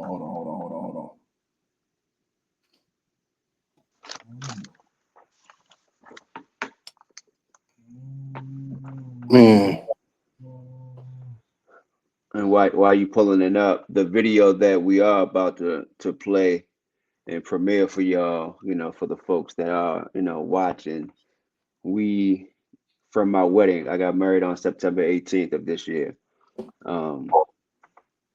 And from that, within that, we were able to get pulled away a little bit and shoot a video for the song we did, me and my bro T.Y. did, which is called Come On.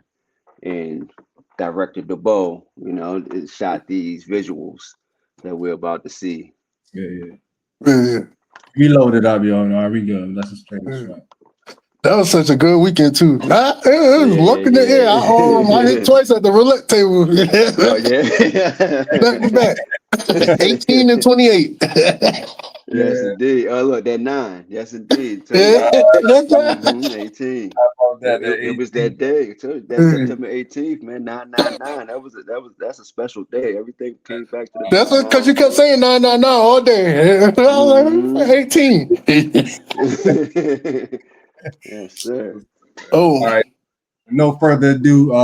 Here go the video. Come on, me and True. Recorded, edited by yours truly right here, Jordan Debo. Check it out.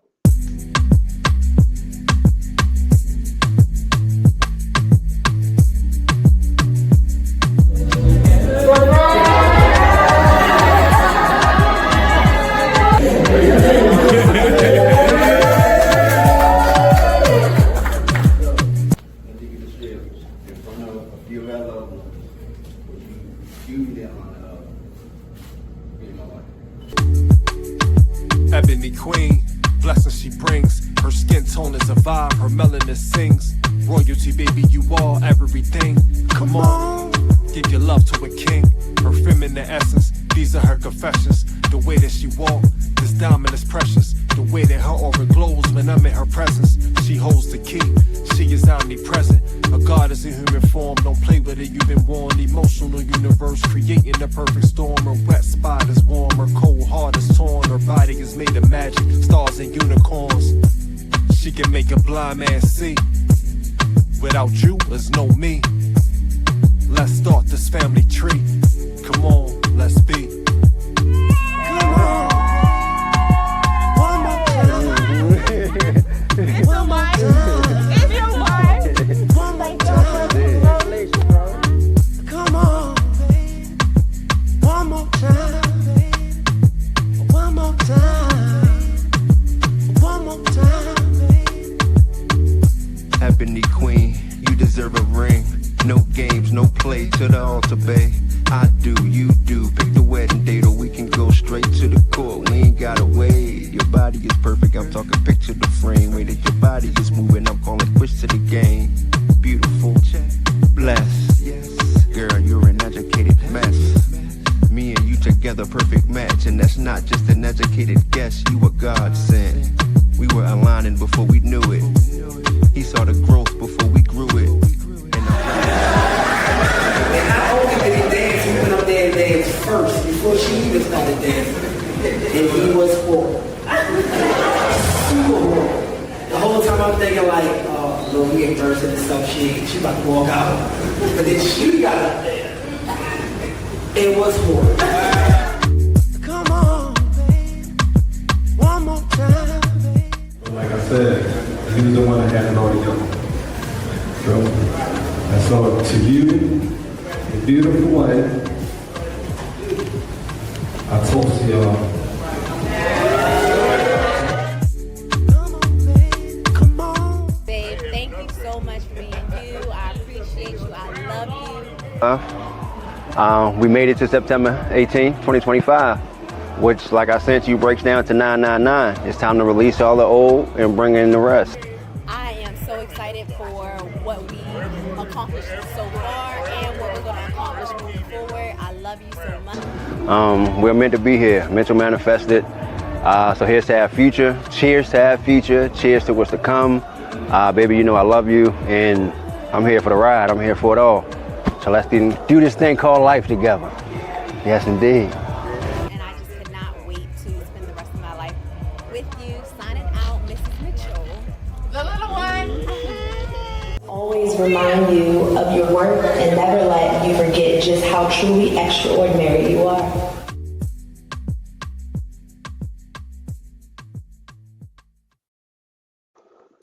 Hey, I still watch that video. I done played it back like 5 times. Yeah. I still. That joint official, you came through with that. Fire, man. Fire, Man. man. Good work. Even man. I think the most challenging part about that was the lip sync. So I'm glad y'all had the iPod, the AirPods. Yeah, right. Them joints came in. Glad you had the AirPod. Oh, yeah. So no, I mean I think Are you froze up? each idea I just be like, and the whole thing is, Bro, you go. hold on. The whole thing is, I don't be aiming to see if it's good or great. I just be trying to get the shots. Hopefully it just turn out good. It just Yeah. Already. I be trying to make it. Yeah, that shit turned out nice. Great job. You captured it. You surely captured it. Yeah. That's why I was like, that was the missing piece. That your proposal video. So that. Yeah. Definitely didn't give you much as far as the performance scenes because I ain't even remember most of my fucking words. That's all we needed was 2, so I could cut between. Yeah, so good. You know what I mean? But yo, no further ado, we appreciate you coming through. You know what I'm saying? Yes, Bless- indeed. Man, thanks for having me. So I'm gonna start talking more. For sure. Man, so definitely hit me if we try and get back on in the future, whatever. We'll have you back. You know what I mean? Yeah. Oh, I'm Anything you want? Go ahead. Any last things you want to say to the people?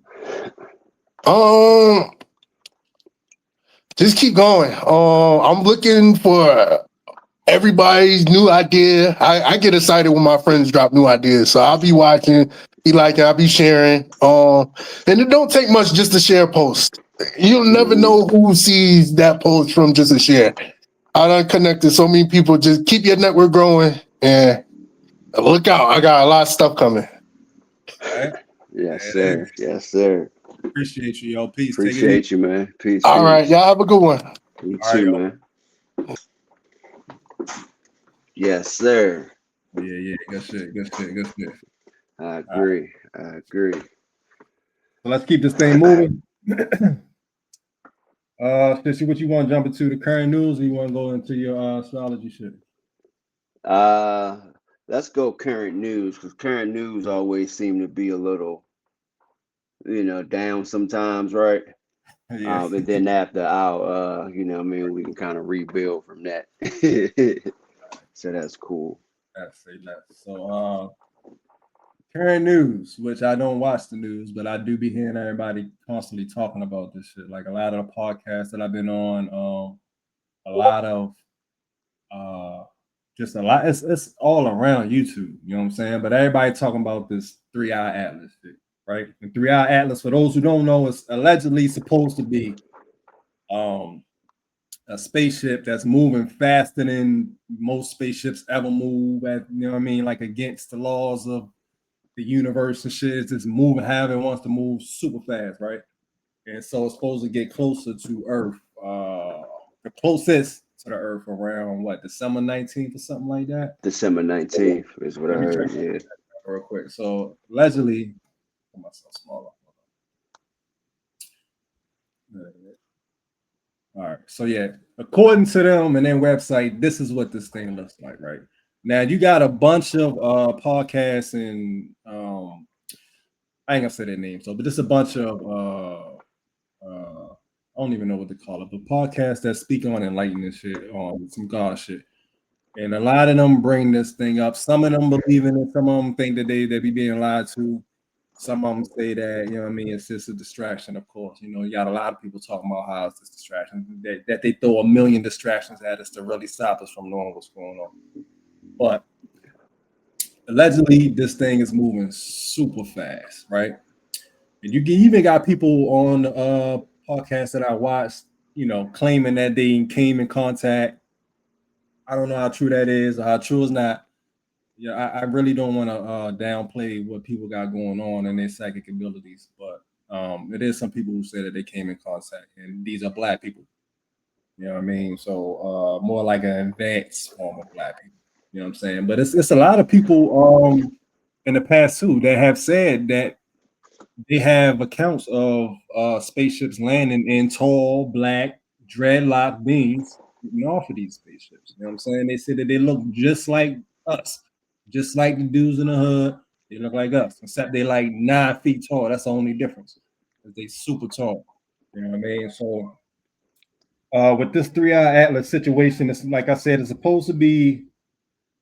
It was closest to the sun on October 29th. According to them, it was closest to the sun on October 29th. It was closest to Venus on November 2nd. And it will be closest to the Earth December 18th. There you go, 18th. Okay. And it'll pass by Jupiter around March 15th. This is what they're saying, right? Why they keeping such an eye on this thing when it's not even planning to actually come here? I don't know. That actually brings up a lot of doubt about why they're actually even talking about this thing. You know what I'm saying? Right. If they're not even planning to come here, then like what are we doing? You know what I'm saying? Like, why are we tracking this? I'm sure it's a whole lot of objects in the sky that's moving that they don't tell us about, and we don't know nothing about it. So why are y'all telling us about this? You know what I mean? Like, those are the questions that's to be asked. Like, why do we know about this? Why do y'all want us to know about this? Right. Right. So this is what's in the news now. This is like the most prominent thing as far as what's to come. You know what I mean? And it just really just depends on who you listen to. They'll give you different stories about what's happening, about what's gonna happen when it actually gets the closest to Earth. You know what I'm saying? Me personally, my opinion, I don't believe nothing these motherfuckers say. You know what I'm saying? Like, that's me. Like, if y'all telling us, it probably ain't true. You know what I mean? Right. Like, y'all don't be telling us shit. Like, let's be real. You know what I'm saying? Like, why would y'all want us to know about this? And why would y'all want us to know that this thing is moving against the laws of gravity, against the laws of the universe, against every law out there? Why would y'all want us to know that this is even possible? You know what I'm saying? Like, why are y'all telling us this? So It kind of I falls kind in of line. Yeah, it Yeah. kind of falls in line with their their fear tactic kind of thing. Yeah. Distraction kind of narratives and stuff like that. Because a lot of people are scared. A lot of people's like, what are we gonna do? You know what I mean? We're like, come on. You know what I'm saying? Like, I think it is really a fear tactic. But like I said, a lot of the podcasts that I watch, they talking about it in a different way. They talking about because of the time that it is. Like, a lot of people are saying that the devil's quotation marks, the 6,000 years is up, and that they can no longer rule, and that it is actually our time. Our time meaning melanated people, meaning the gods, everybody that's who has good intentions. You know what I'm saying? not the people who've been raping and murdering the earth and killing us with the poisons and shit in the food. It's like they time's supposed to be up. Allegedly, of course. You know what I'm saying? But I don't know. I really don't know what to take from this. But they got a whole website set up where the countdown time and shit, and when it's coming close to the earth, like this, like yo, NASA be going in with the shit. You know what I'm saying? But anybody who know about NASA know that NASA is not even a real, space company. They're really what's the word I'm looking for? Anything that funds NASA, like they moving the money through NASA to something else, basically. Something like that. Kind of like cancer research. Like all of the cancer research companies that been around for 20 plus years, like they've been getting money every year, but still no cure for cancer. So where's that money going to? You know what I mean? Like, so what's really going on here? So this is kind of reminding me of that. You know what I mean? But for y'all who haven't heard about it, yes, it's called 3i Atlas. And this is the exact picture that's on the website. It looks like this a big ass pickle or some shit. You know what I mean? So I don't know how this is a spaceship, but and then you got the other side of it where according to some people, where you have the globe people and then you have the flat earth people, right? So according to some people, we're under a dome. And this is even mentioned in the Bible with the firmament. You know what I'm saying? We're underneath a dome, which is actually underneath of water, which is why the sky looks blue, and which is the reason for the in the Bible when it said open the floodgates. That's pretty much opening the dome, water up top in to reset civilization. You know what I'm saying? So if you're looking from that perspective, then it's like, how can they visit anywhere near Earth if it's not actually a spinning ball in space? You know what I mean? And when you look through the telescopes to look at the stars and you see any star or planet, if anybody show you a real picture of a planet or a star, it looks like they're looking through water. It's like blurry. It's still shining and sparkling, but it looked like you have to look through water first to see it. Like it's not just a straight HD picture. Like it looks blurry, like you're looking through water to see this thing. Like it really does look like we may actually be in a firmament with water on top of us. But I always say, you know what I mean, what the fuck do I know? I don't know shit. We don't know shit. No matter what we read, no matter what people say, like all we can do is just believe in whatever we believe in, because we really don't know what it is at all. Yeah, no matter what people say, we don't know. You know what I mean? We don't know if Jesus actually existed. We don't know if it actually is a God, or if a God is something completely different than what we could ever even imagine. You know what I mean? So I would just say, y'all take this shit. If you do know about this, I would say don't even pay no attention to this shit. Me personally, you know what I mean? But it could go either way. You know what I mean? So I saw an interview with one dude. He asked his guest, he was like, yo, what you think about this 3i Atlas thing? This dude that he asked, he's like tapped in. You know what I mean? He live in Costa Rica. He's like super creator, and they, crazy knowledge. But when this interviewer asked him, what do he think about 3i Atlas? Dude was like, I am the 3i Atlas. You know what I mean? Basically, like, yo, this is bro. Like don't even talk. Like that's us. They basically telling us that it's our time and we are coming. That's what they basically saying. That's what he was saying. You know what I mean? Like it's basically a metaphor for the awakening. Yeah, there you go. The awakening. So once we get around that time, then here we come, the gods. You know what I'm saying? So I don't know. Take it how you want to take it. Yeah. At the end of the day, it has to make sense to you. Yeah. What you believe in.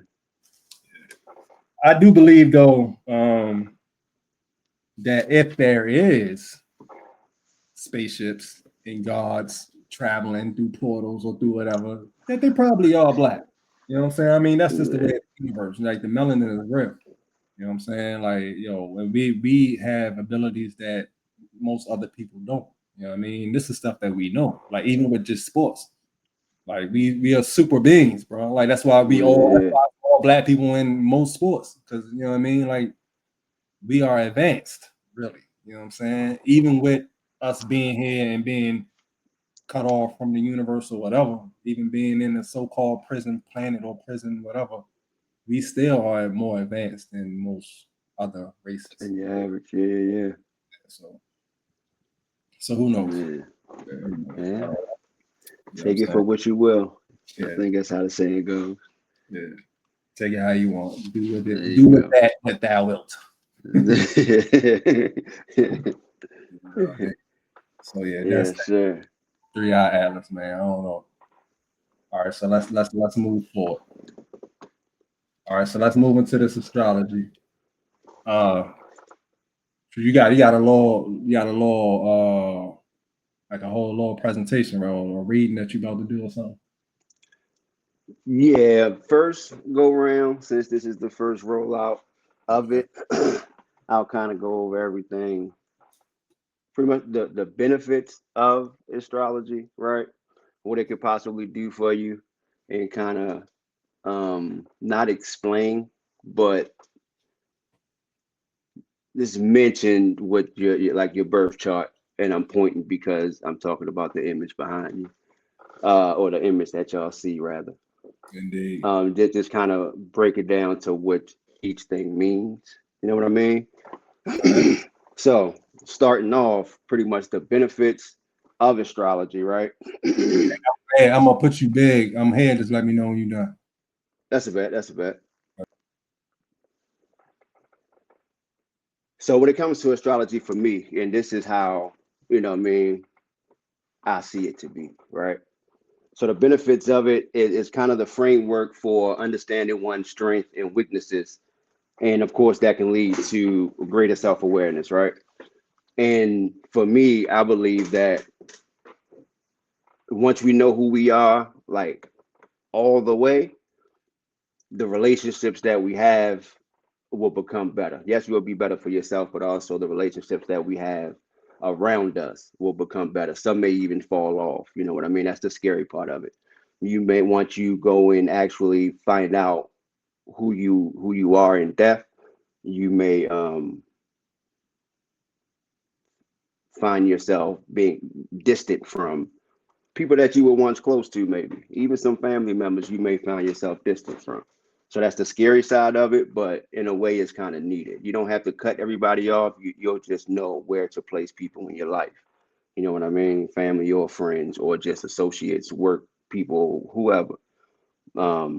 So some of the benefits again could be self-reflection, personal growth. You get a gain of you gain a sense of meaning and can provide a sense of purpose or spirituality. And that's, you know, I mean, a lot of people, we all hear the saying, as above, so below. But of course, as above, so below, as within, so without, as the universe, you know what I mean, so the soul. And that kind of speaks for itself. And then we got the birth chart, which again, what you see behind you, kind of not break down, but just let you know what each thing means. So if you are interested, or if you already looked at your birth chart or looked at a birth chart and just it's like a foreign language to you, everything within the birth chart, you got your, of course, the birth chart as a whole or natal chart. And then you have the degrees and minutes that you'll see above. You have your the outer ring, which is the zodiac wheel, the 12 zodiacs, you know, Leo, Scorpio, Leo, Cancer, Gemini, Virgo, Venus, Aries, Scorpio, Sagittarius, and Capricorn, Aquarius, Pisces. I think I got them all.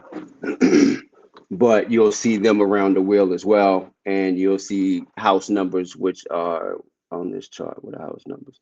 I could be blocking the house numbers. They were on the wheel within, but it's 1 through 12 with the house numbers. And everything on the wheel, of course, means something. And to take an in-depth look at yourself, you're going to have to break down everything on the wheel.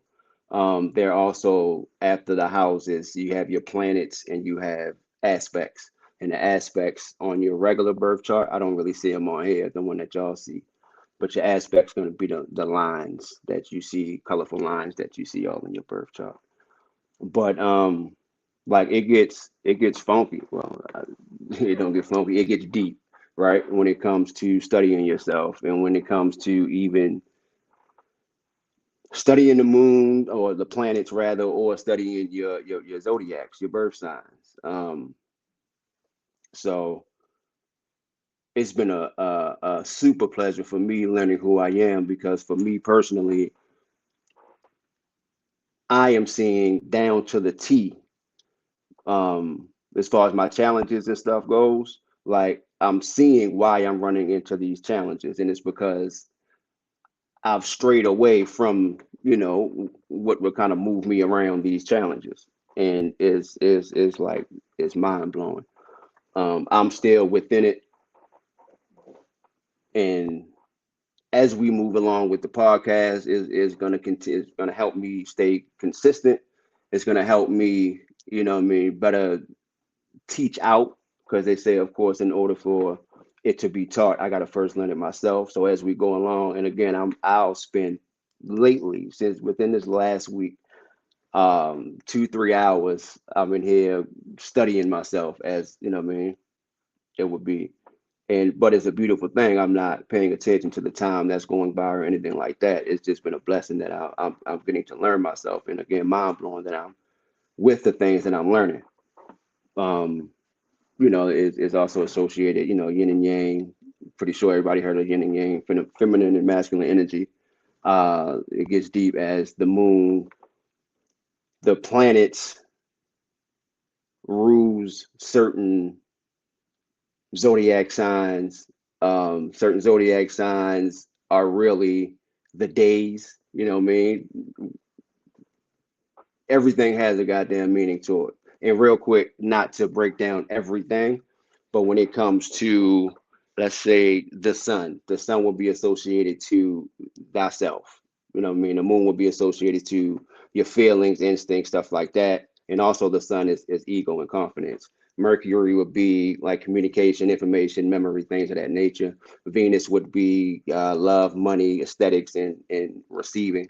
Uh, Mars would be action, sex, aggression, assertion. Jupiter would be abundance, expansion, high education. Um, Saturn would be wisdom, building, obligation, authority.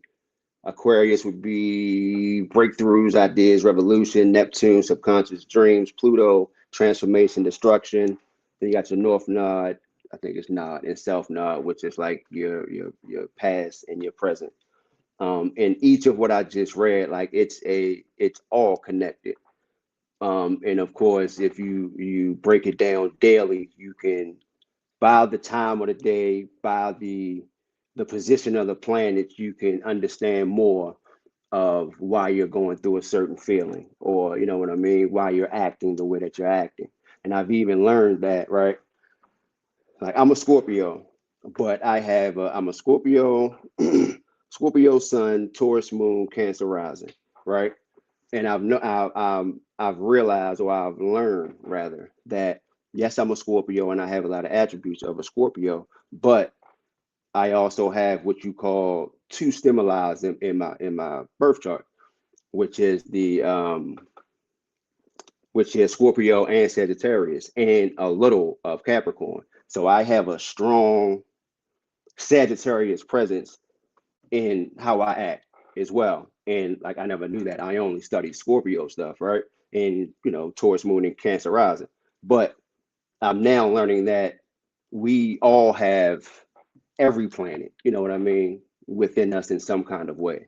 As one person said it, like, it is, you really shouldn't say, or we really shouldn't say, I don't like a certain zodiac sign, because that particular zodiac sign may be a part of you. And 9 times out of 10, if not 10 times out of 10, is a part of you, or a part of us. So it gets tricky, man. And it's a beautiful thing though, because to learn about yourself, again, the world, I think, would be a lot more loving.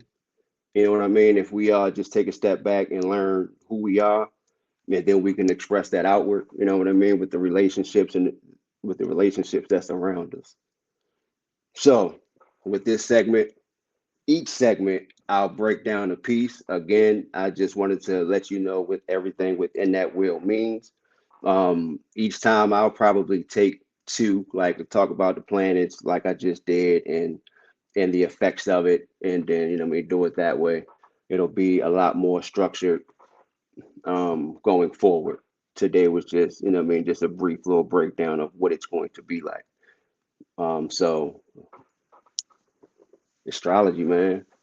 Hopefully y'all get good takeaways from it, and y'all use it to your advantage, because again, it can be a beautiful thing for everybody, yourself and the people around you.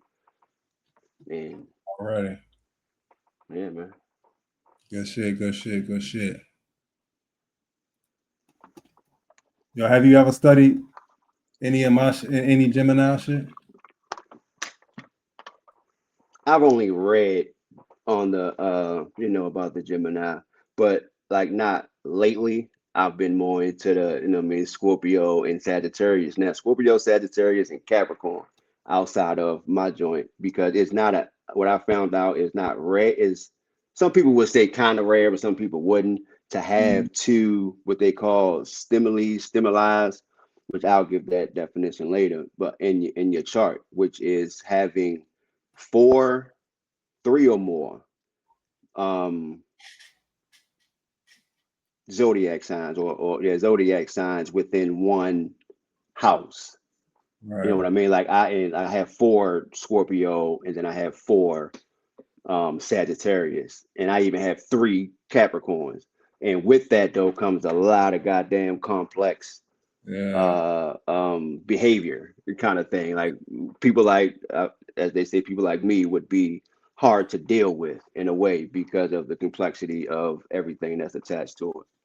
So I have read up on a Gemini, but not lately. Yeah, not lately. Hey, yo, from what I'm hearing, yo, you should really, really, really get deep into all of it. Like master astrologer out this Yeah, motherfucker. yeah.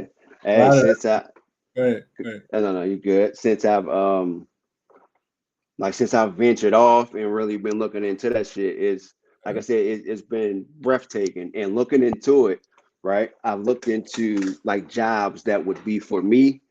Mm, It would like crime investigator, mm, because like I have this thing where I want to know the why. You know what I mean? Like, okay, you're telling me you're mad. Okay, cool. Why are you mad? right, I don't know. Okay, but I need to know, kind of right, thing. So crime investigator, because I got to get down to the bottom of it. Therapist, psychotherapist, and the one that it was a few more, but the one that stuck out to me was a natural healer. They say mm, I'll be great at natural healing. And I say, you know what, that makes perfect sense. And also having a conversation with Cuz Belly not too long ago, like that's how the conversation started. right, And I mean, and we were where we were, but he came up like talking. I mean, talking what he was talking and all that, like out the blue. Like right. we wasn't talking on social media. I didn't call him before then or anything like that. We went straight into it. And I'm Straight like, up. oh shit, okay. Yeah. And to read up on the things that I'm reading up on, and like everything is just like the universe is like, any more information I gotta give you. You know what I mean? To further let you know that nigga, you belong right here, and to taking in the information that you're taking in. This is your That's lane. that's that yeah, right. That's the kind of that's what I've been attacked with lately. Like all confirmations, all affirmation, I mean, all confirmation kind of thing. Like, look, there's no more I can give you. You know Mm, what I mean? So yeah, man, it's wild. But I honestly can see myself doing so. mm. I really can. So Yeah, you never know. You never know. you should. Yeah, I appreciate that. Yes, sir. For sure. Yes, Yeah. sir. 'Cause there's a lot of a lot of the podcasts that I watch too. It'd be a lot of people just straight on that. Like they Yeah, come yeah, in yeah, yeah.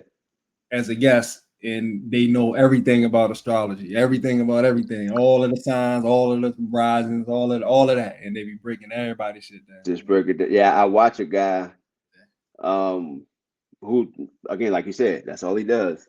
But I like it. You know, what I mean, it's a black guy, a black African guy, Mm, young dude. But I mean, that's all he do, and he got the followings. He got, I mean, the people, because I mean, people are interested, and it's always going to be people that's interested, and those it's like it's stamped. A person can always go back and watch those kind of videos, regardless of if it's 6 years ago, 5 years ago. It's still, you know what I mean, a guide. You know what I mean. So it will always be relevant. It will always be relevant. No doubt. So yeah, man. With that, Good shit. Good shit. appreciate you, bro. All right. So let's keep this thing moving. See, we at the 2 hour mark now. Hey, I'm gonna try not to let us go for 4 hours. Well, I knew that was the first one, you know what I Yeah. mean? So it was what it was with that one, just to kind of see, you know what I mean, what comes from it. I want to keep it between 2 and 3, if possible. But if you just vibing, then fucking be on rock out. You know what I'm saying? Right. I can keep it under 3. That'll work. You know what I'm saying? That's cool. All right, so let's keep it moving. Let's get past the AI shit for now. We just have to get past that. Let's go into the health and wellness. Straight off of astrology to the health and wellness, which I'm sure connects some type of way. Man. Okay. Yeah, for sure. So let's get into that. Today I don't know if you heard of this or not, but you on a lot of your health and wellness shit. You know what I'm saying? Yeah. And people who know me probably think that I am. I've been asked before, like, yo, Todd, what you take? Nothing. Drink water. You know what I mean? They think I'm on this. I just like to work out. That's it. You know what I mean? But I really need to tap into the herbs and the oils and all of that. You know what I'm saying? So yeah. But you on that shit. You know what I'm saying? And yo, I'm definitely I definitely get inspired by people around me who's really on it. Even though I know where to find it, I know what it does, I know all of this shit. I just never took the initiative to actually buy the shit. Yeah. You know? So, but what I got for today is called, have you ever heard of this? Moringa olifera. I've heard of moringa. Yeah. Actually, a while ago. Shout out to Caper. Caper and Zach. Yeah, Okay. right. Over 10 years ago now, they used to come, you know what I mean, with the plug that they had. They used to come through with the moringa seeds, like the actual raw seeds. Yeah. Like seeds directly from the plant. So since then, I used to grab them from him. I haven't used it in a while, but I've had it in the cabinet not too long ago. But I just, for whatever reason, I just try not to overdo it, and do everything at once, even though it's probably no OD to it. But it's been a while, so I have heard of the moringa. But you said it was moringa. What was after that? Moringa olifera. OLEIFERA. Hold on, let me write that down. This has spelled. I think I got it. Oh, it's a powder. It's a green powder. Yeah. Oh, okay. Yeah. I used to grab that joint from him too. It's a powder form, green like a mug. It's almost like your greens in a I think it's the same thing. Greens in in powder form. Put a little scoop in your water, shake it up, drink that joint. That's like your your greens for the day or whatever. If it's the same thing, yeah, I'm looking at the product now, even though it's the watered down Amazon product, but that's what popped up first. But I think that's what it is, because I used to and actually my wife was just talking about that too, about the that powder joint. I'm like, yeah, I've been on that. I've tried that joint for a little while, and it'll clean you out. Of course, greens. We know what greens can do for your, for your body. It should cleanse your ass out. So and it does. It will. All right. So let me read the info I got on it. Okay. All right. So call it Moringa olifera. I don't know if that's how you pronounce it or not, but let's just calling it that. So Moringa olifera is a fast-growing tree native to South Asia. often called the miracle tree or horseradish tree. The most commonly used part for nutrition is the leaf, eaten fresh, dried, and powdered or brewed as tea. Leaves are especially valued because they are usually dense in protein, vitamin A, C, some B vitamins, minerals, calcium, iron, potassium, and antioxidants compared with many common vegetables.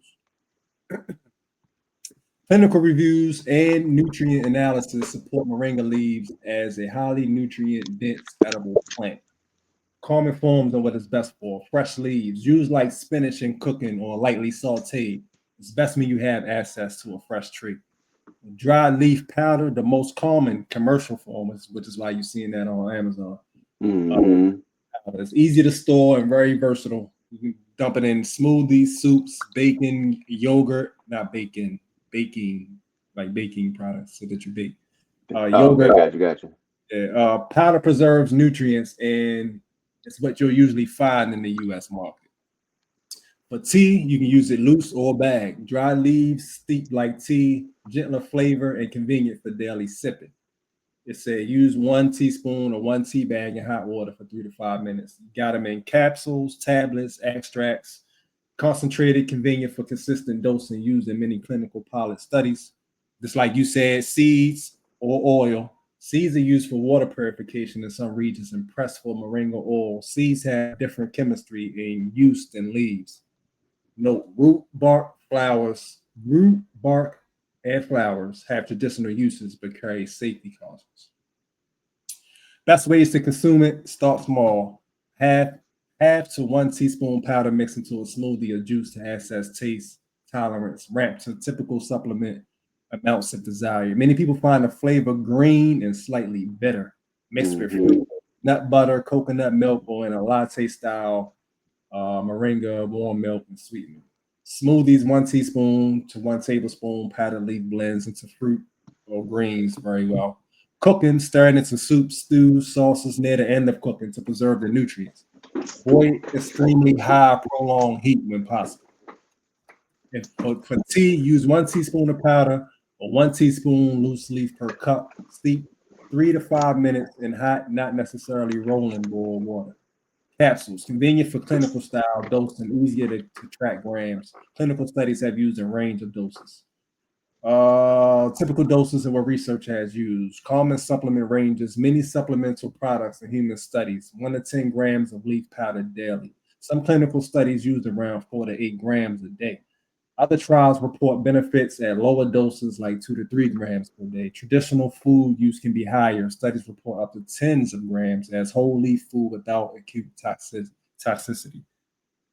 As with any concentrated plant powder, start low. Do not exceed large amount daily long-term use unless advised by a clinician. Evidence highlights basically what science supports so far. Nutrient boost. Leaves are rich in protein, vitamins A and C, iron, calcium, several phytonutrients. Metabolic markers. Small human trials suggest moringa can produce modest reductions in blood glucose and cholesterol levels. Evidence is promising, but many studies are small or short term. Where you can buy it, you can find these online or at health store retailers. Kuli Kuli, which is a U.S. brand focused on organic moringa powders products, well-known label. Kuli Kuli spelled Kuli So I guess that's a brand, Kuli Kuli Foods, if y'all want to look that up. Mountain Rose Herbs, another brand, offers organic moringa leaf powder, small batch herbal supplier. Mountain Rose Herbs. Amazon, of course, mainstream marketplaces. Many brands check for USDA organic third-party testing and good reviews, but be selective because it's Amazon.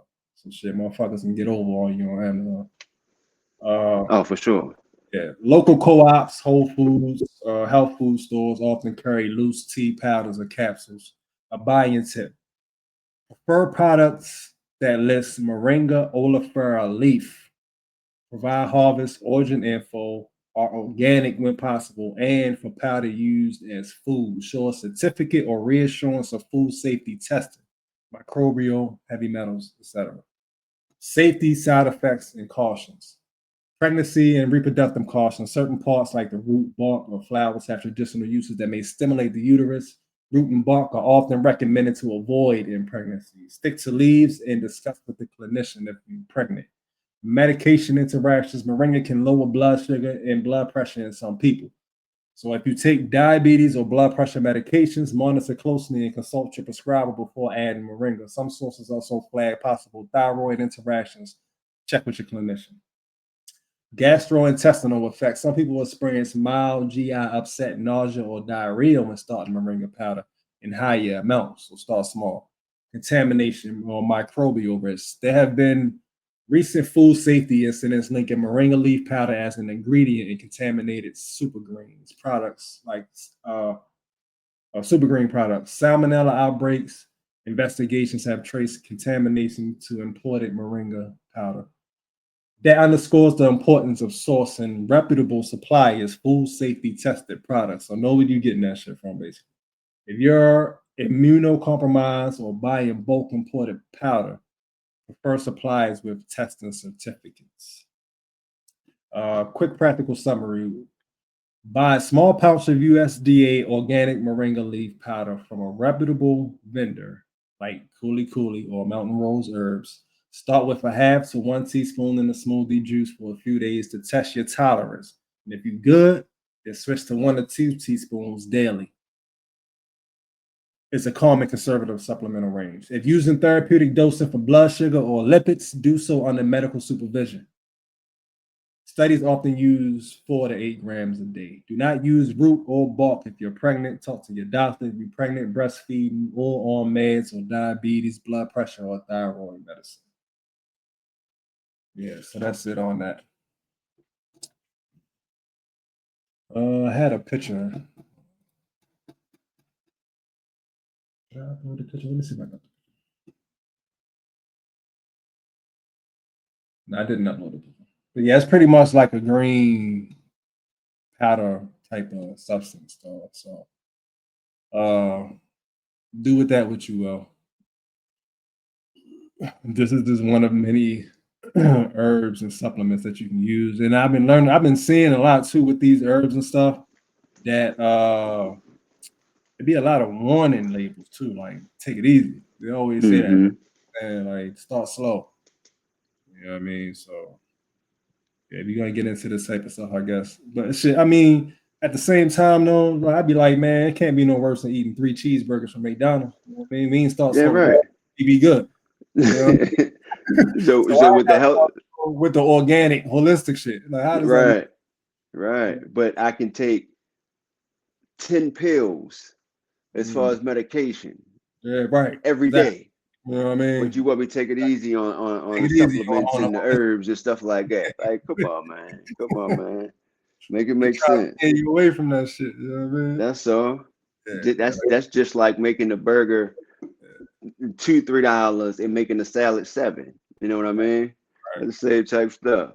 Exactly. They just try to keep you away from what we know is better for our body and mind.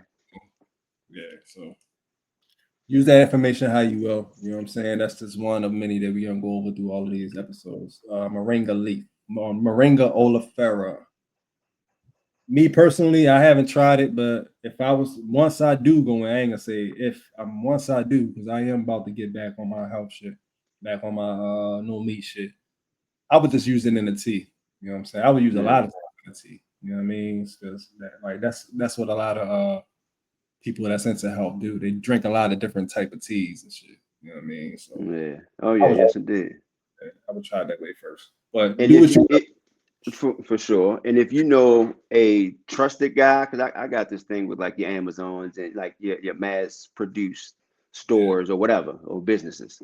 I got a thing with that. So if you have a trusted person, even if they know a person that they trust kind of thing, to get it, because that's where I kind of started my journey, knowing a guy that knew a guy that it kind of came from, you know, the source kind of thing. I was blessed to be around those people, those kind of resources.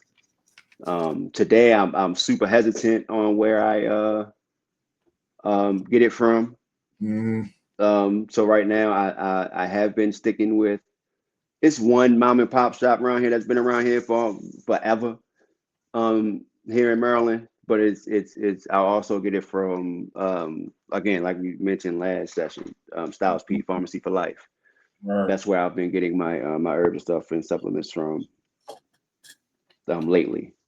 Yeah. So yeah, it's just still read the label, watch where you're getting it from. Everybody don't have your best interests at heart.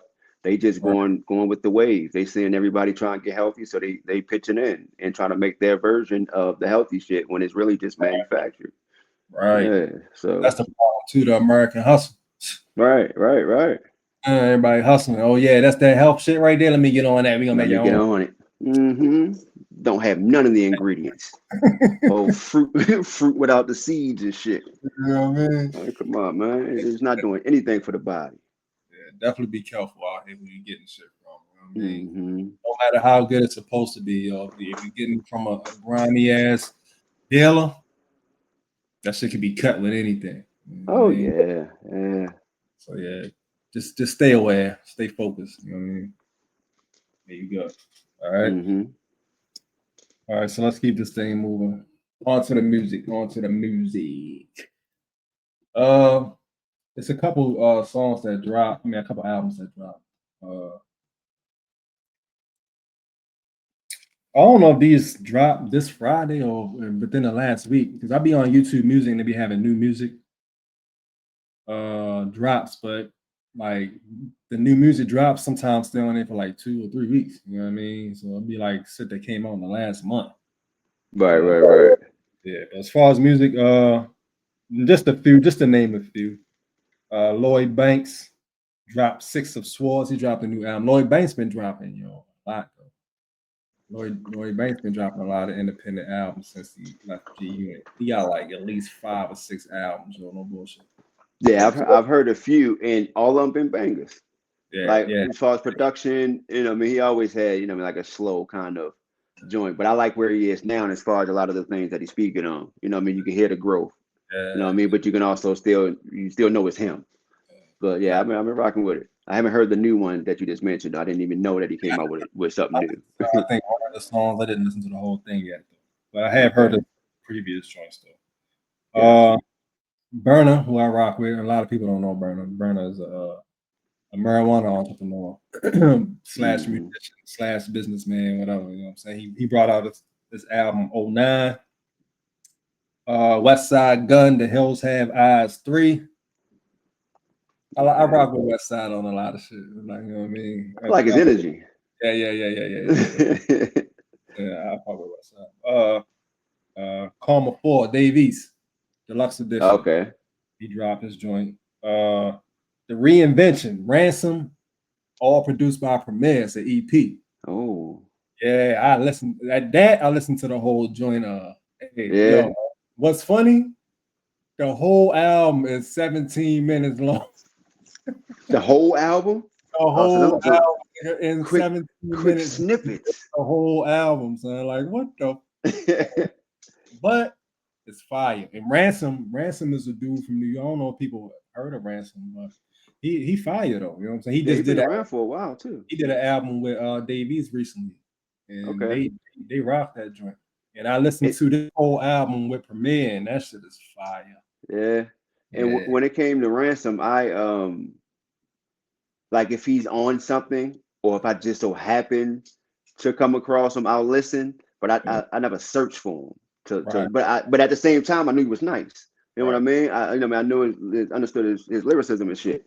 But I never searched for him, which is crazy. I applaud these dudes because like these are street niggas coming straight from the streets and then doing something positive with their life. You know what I'm saying? So that's always a good thing. You know what I mean? Yeah, for sure. Now you're making a legal living writing rhymes. You can't beat that. You know what I'm saying? Especially coming from the environments and the shit that they used to do.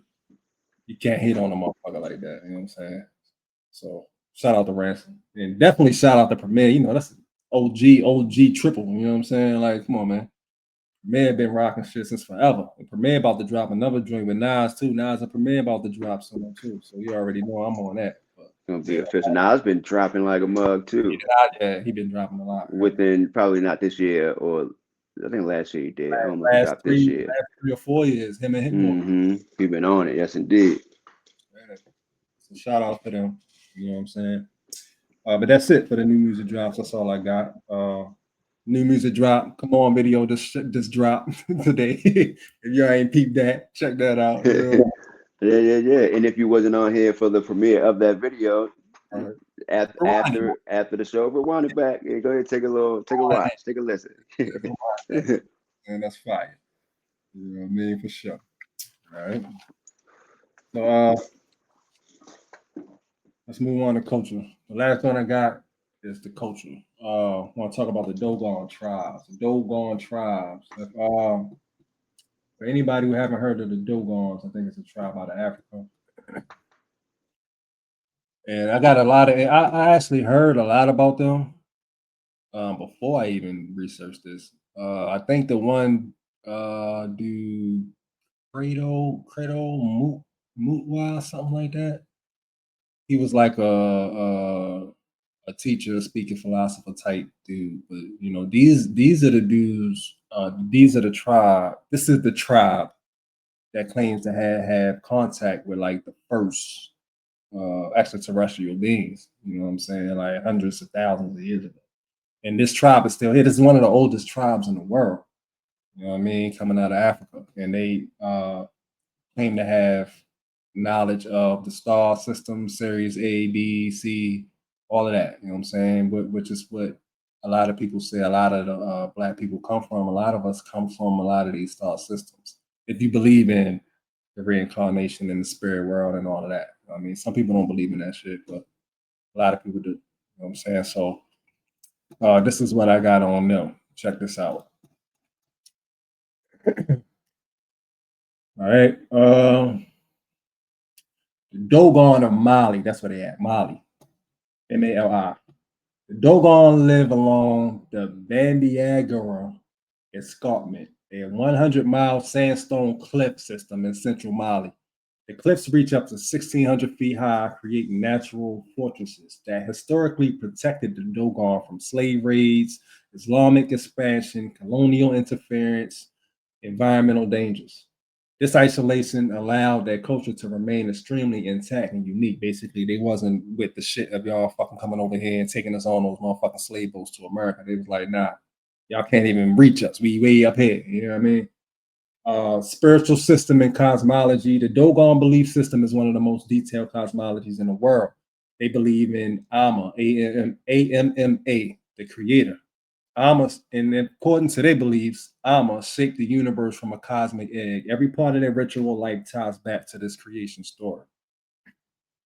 The Nomos, they believe that the Nomos was the first beings. Nomos are ancestral, amphibious, semi-divine beings who brought language, weaving, agriculture, social law, spiritual order. In Dogon belief, the Nomo guide human destiny.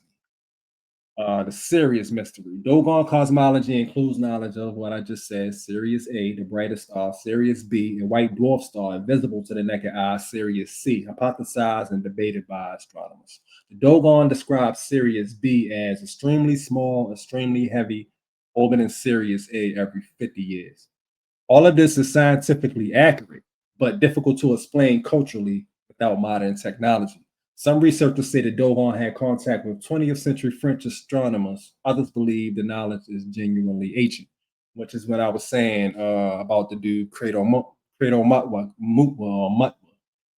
He used to. I used to watch a lot of his speeches. He used to talk about crazy knowledge. Like, yo, he used to drop straight science, and these are like different types of people. Like, you can tell that they're not from America. You know what I'm saying? You can tell that they're not into the shit they be in over here. Like, they really came in contact. They really got real knowledge, ancient knowledge.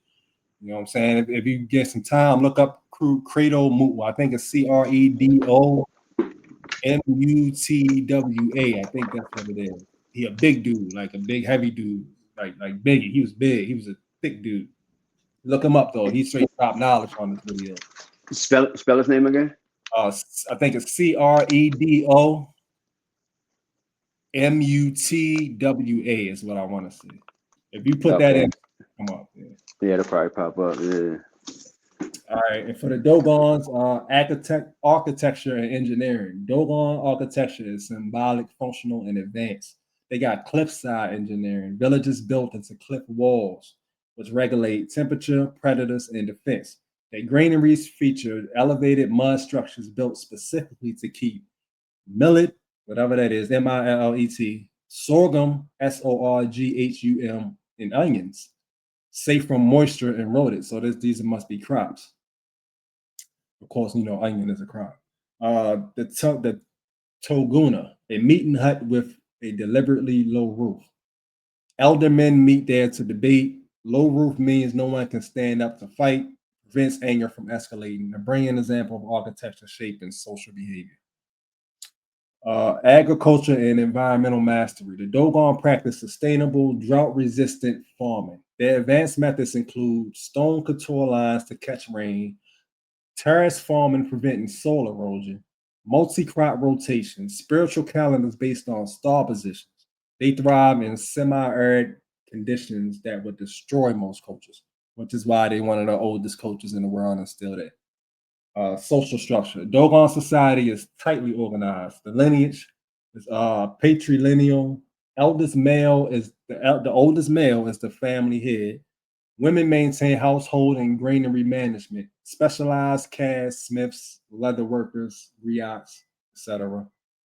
Hogon or Hagen, Hogon, which is the spiritual leader. That's the one that's chosen for spiritual purity. He lives alone, cannot be touched, receives nightly visits from the sacred serpent Lebe or Lebe, ensures rituals for land fertility and community balance. His role is essential, a mix of priest, judge, and a living ancestor. Rituals and ceremonies. The Dharma ceremony, a months-long funeral rite to help the soul of the deceased reach the afterlife. Includes elaborate mass, acrobatic dances, songs, reenactments of Dogon cosmology. Dharma is both spiritual and artistic, one of Africa's greatest cultural spectacles. Sigu ceremony, Sigui, held once every 60 years. The purpose of this is to mark the rebirth of the first ancestor, renew Dogon society spiritually, align culture with cosmic cycles. During the Sigai or Sigu, whatever, men carve new masks, and esoteric Dogon language is taught, initiation and secret rituals take place. Only a few Dogon ever witnessed more than one Sigu in a lifetime. Of course, this is once every 60 years. Art and symbolism. Dogon art is internationally famous for elongated wooden sculptures, kind of like the one you see in the background. Doors carved with ancestral stories, masks representing cosmic beings, fertility statues, and totems. Each piece is a ritual based, never just decorative. Why the Dogon are exceptional? They're exceptional for that ancient astronomical knowledge, symbolic architecture, mastery of desert agriculture, highly sophisticated rituals, complex cosmology comparable to Egyptians, a social system built on balance, peace, and spiritual purity. One of the most preserved African cultures. And like I said, the oldest culture. And that's pretty much it, all I got for the Dogons. But yeah, I've seen a lot of interviews and stuff about the Dogons, and a lot of rappers talk about the Dogons too, like Killer Priest. They talk about the Dogons. That's why I listen to a lot of Killer Priest, because of the spiritual shit that he be talking about. He be on this, you know what I'm saying? But yeah, a lot of people and a lot of rappers say that the Dogons was one of the oldest tribes still around to this day. Yeah. And with super knowledge, and nobody really fucks with them. You know what I'm saying? They got knowledge of the stars and all of that. All of the ancestors, all of that shit back in the day, you know. So yeah. And if you look up Preto and listen to some of his interviews, you'll hear him drop straight science, real science. And yeah. I'm gonna look him up for sure. Yeah, check him More than out. likely. Yeah, as soon as we done this.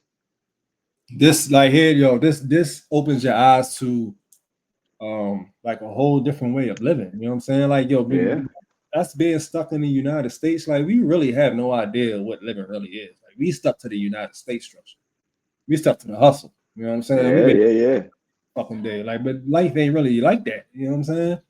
It shouldn't be. You Yeah, you know what I mean? While these cultures over here, they don't go to fucking work. They work in their fields. They working for themselves. They working to keep the tribe eating, living, maintaining their own shit. You know what I'm saying? Like they're Yeah. not going to McDonald's to get behind the cash register. You know what I'm saying? Like they got a whole structure of how they run their shit and Yes, how indeed. maintained for centuries and centuries, thousands of years, yo, and they got real right knowledge. Yeah, and they pass it down. That's why each of their generation is able to strive because everybody gets that knowledge. Yeah. There's no gatekeeper, as they call it. So, yeah, but today, like I said, we are in a different. We're just in a different time. I'm not gonna pick on nobody. We're just in a different time. Yeah. And we can become that way, but you're gonna have to break through a lot of shit to get there.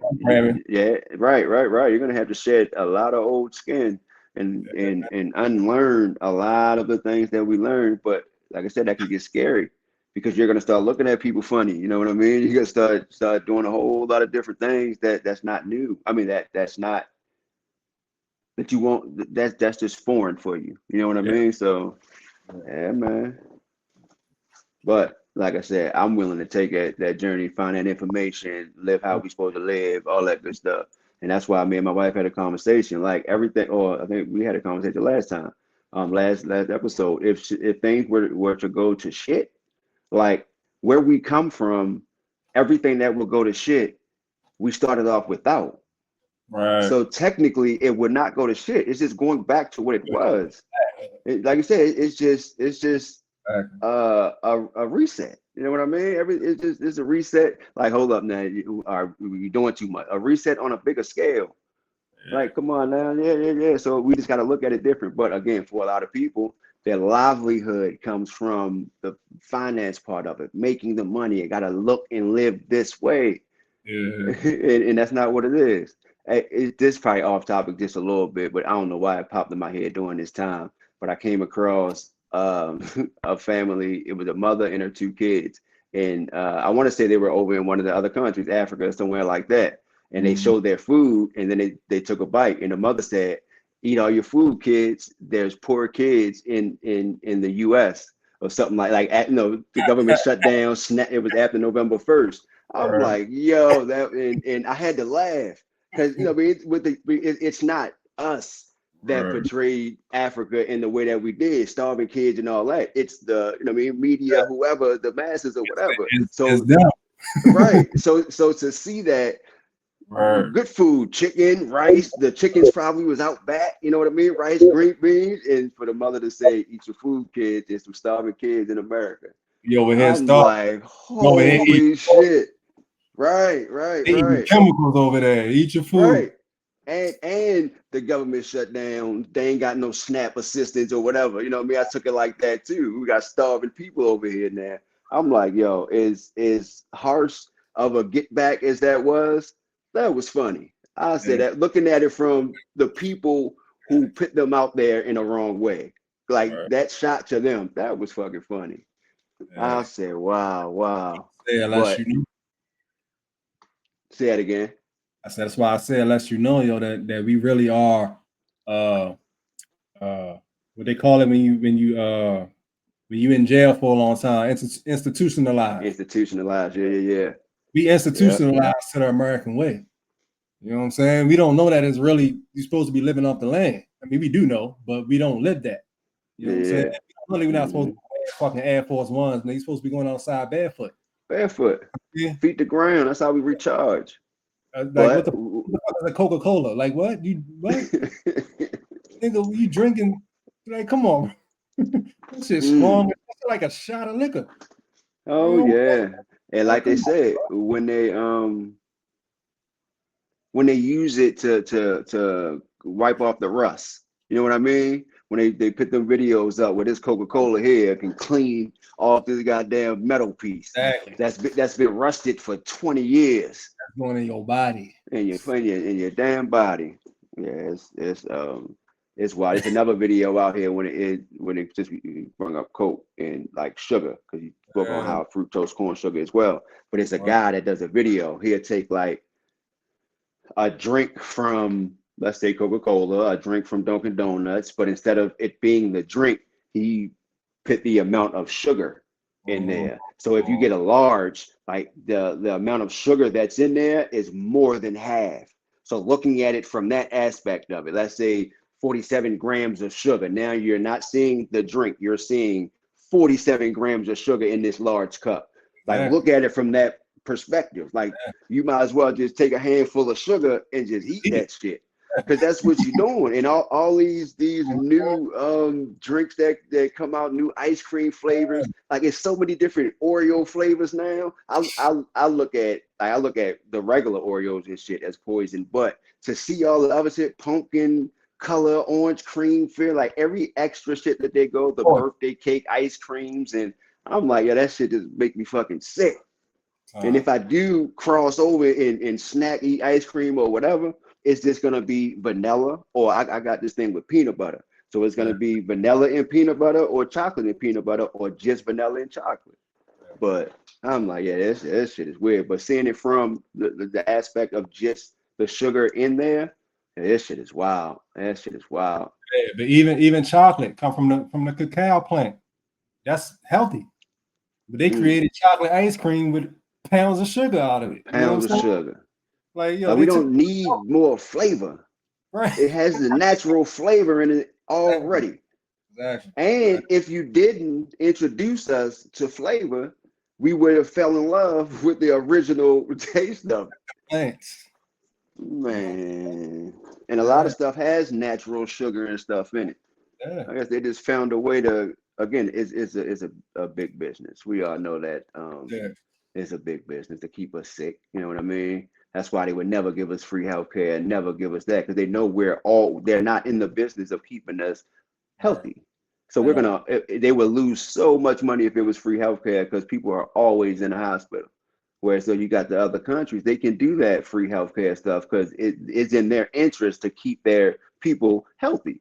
And most of that shit we eat is banned or illegal over there. Super banned, right?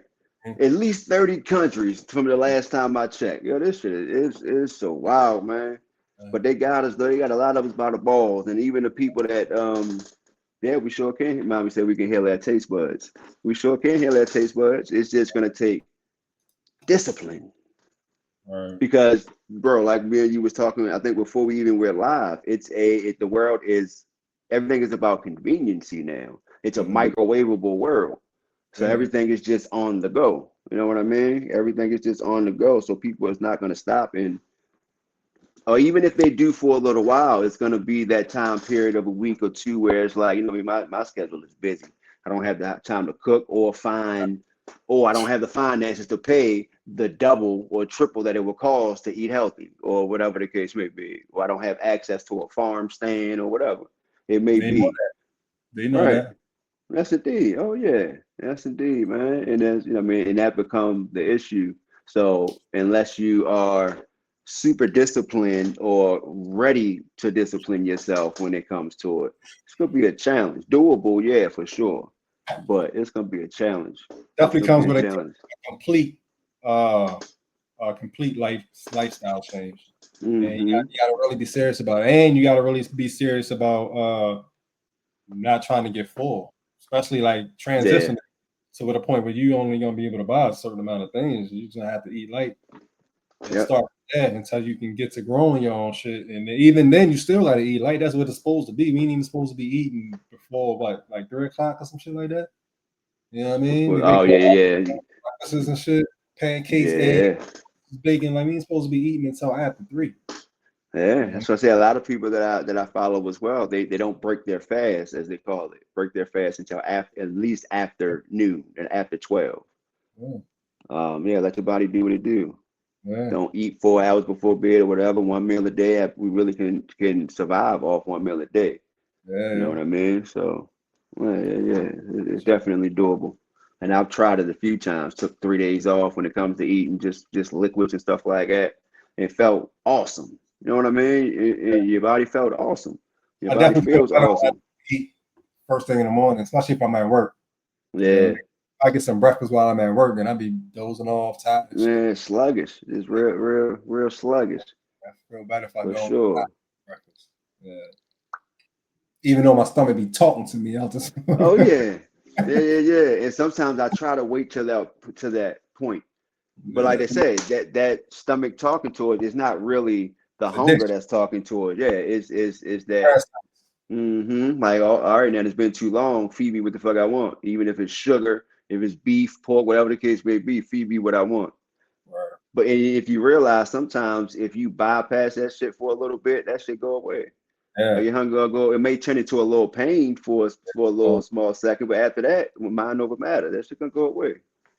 absolutely. Yeah. So yeah, it's really doable, man. You just gotta be ready for it, and it's gonna come at that point where you pretty much want to live, you want to survive, and you understand that you can be 103 and driving on your own and taking care of yourself and all that. But it starts at whatever age you are now. It just start with turning that shit around. In the words of Yaki, Dr. Yaki. Mm-hmm. Like, yo, ain't y'all tired of being in pain? Ain't y'all tired of fucking waking up every day, fucking hurting, legs hurting, back hurting, knees hurting, barely can Yes, walk? That's indeed. all of the shit they be eating and drinking. That's just the Yep. chemicals. You know what I'm saying? You should be able to. Hey, the dude, I can't even think of his name right now, but 75 years old, yo. All raw food. He don't cook shit. Everything fruit, Mm. vegetables. 75. He climbs the coconut trees. He lives in like on an island. Somewhere else. Yeah. 75 years old. He climbing the coconut trees to grab the coconut to drink coconut water at 75. He's climbing these tall ass trees. Climbing a tree. 75. It ain't to do with Go ahead. with he don't have locks, do he? He might. It's Might. all gray or all white. All gray locks. Yeah. I seen that guy, but if it's the same one, cut up. Yeah, he in shape. Yeah. Cut up like a mug. Yeah, so it's probably the 75 same years guy. old. Climbing the trees. Hold my beer. Right. That's one of those moments. Hold my beer. Hey, yo, come on. we Yo, hey, talking I'm about 40. get a ladder and shit like that. Get a Yeah, ladder. Hold my beer. hey. Yeah, that's inspiring, man. But Even with Dr. Sebi dropped to his knees like boom. That shit don't hurt. So at like 70, 80 years old, he was like, I can still drop to my knees, boom, land on them joints, get back up. Old ass man. You know what I mean? Because they eating right, they eating raw, and they know all the shit that you're supposed to eat, and they not living in the United States. That's the thing. That's the main thing about most of these. Yeah, they got up out of here. Yeah, they out of here. They down on the islands where the sun is shining bright. And it's not so busy. Exactly. It's not so busy. You can actually stop and let things catch up with you. You're not running away from shit. Yeah. That's why my head's off to Unc. Uncle Michael on Mommy's side. Got the spot in Belize. Yeah. But that is a blessing. And anytime I can just go out and you know what, I gotta get away from this.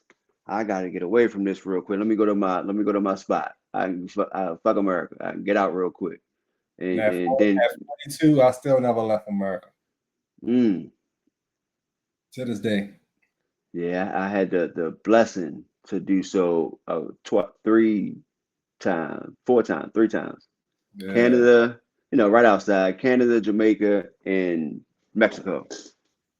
Crazy.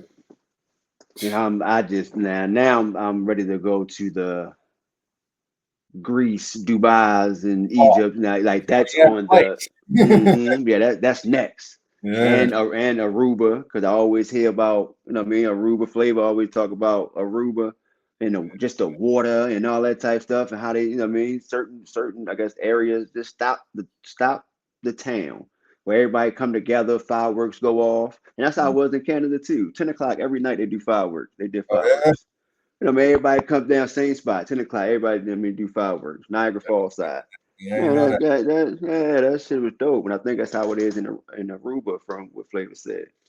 Same thing. You got a spot where it's community. Community based. This is about community. That's the type stuff where you fight one person and you're not from there. Everybody come out and correct you, kind of thing. Like everybody is together.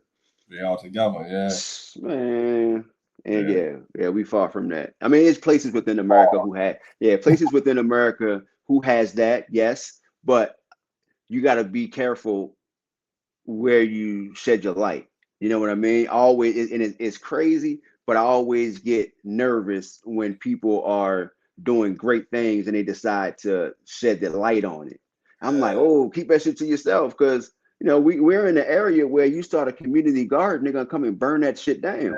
Come You step know what I on us. mean? Right. So it can be tricky. It can be goddamn tricky, but I am kind of upset that my mindset kind of go there. I want to change that to what I mean, and just we pray over them or whatever I can do in that way instead of bringing up that negative side towards that.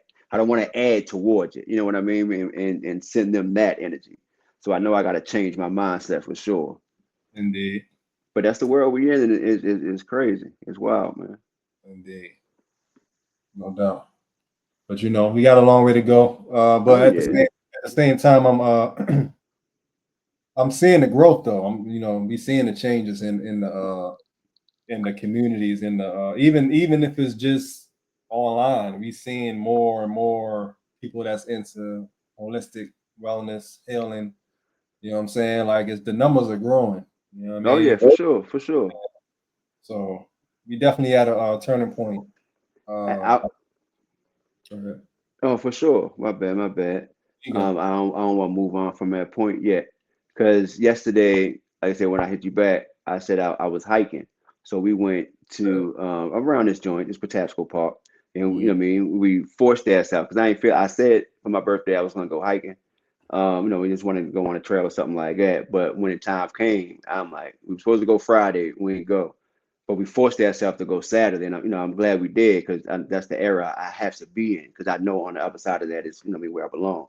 But to the point, we went hiking, went down to, it was like a river. First of all, the sound was so, I could have fell asleep, standing up, because I closed my eyes just to listen to the sound, and that was so beautiful. But it was other families down that joint just chilling on the rocks. They had food, they had, their drinks. I don't know if it was alcohol or not, but it was a whole family just chilling as if they carved time to do that.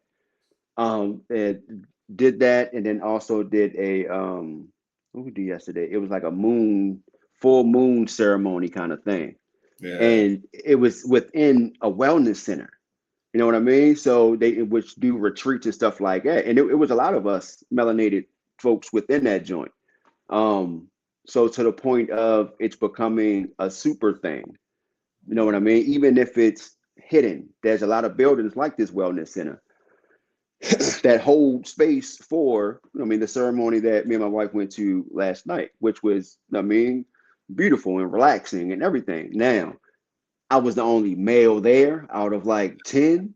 Damn. But that's not saying, and you know what? Walking around that actual wellness center, I didn't see any other men. They could have been, behind closed doors, because they do hold massages and Reiki stuff there as well. But I didn't see no other men from the time I walked past that door, come to think of it. But that's not saying that they're not out there, because I also follow a lot of people, who are, doing the work or whatever the case may be. But it is becoming a super popular thing. And if you weave through the back alleys, you're gonna find the communities for that joint. And I'm finding that it's a beautiful community, beautiful, loving, goddamn community, and it's a good space to be in, especially if you looking to become a better version of yourself. You know what I mean? It's good to be around those folks to push you further. Already. But yeah, it's popular like a mug.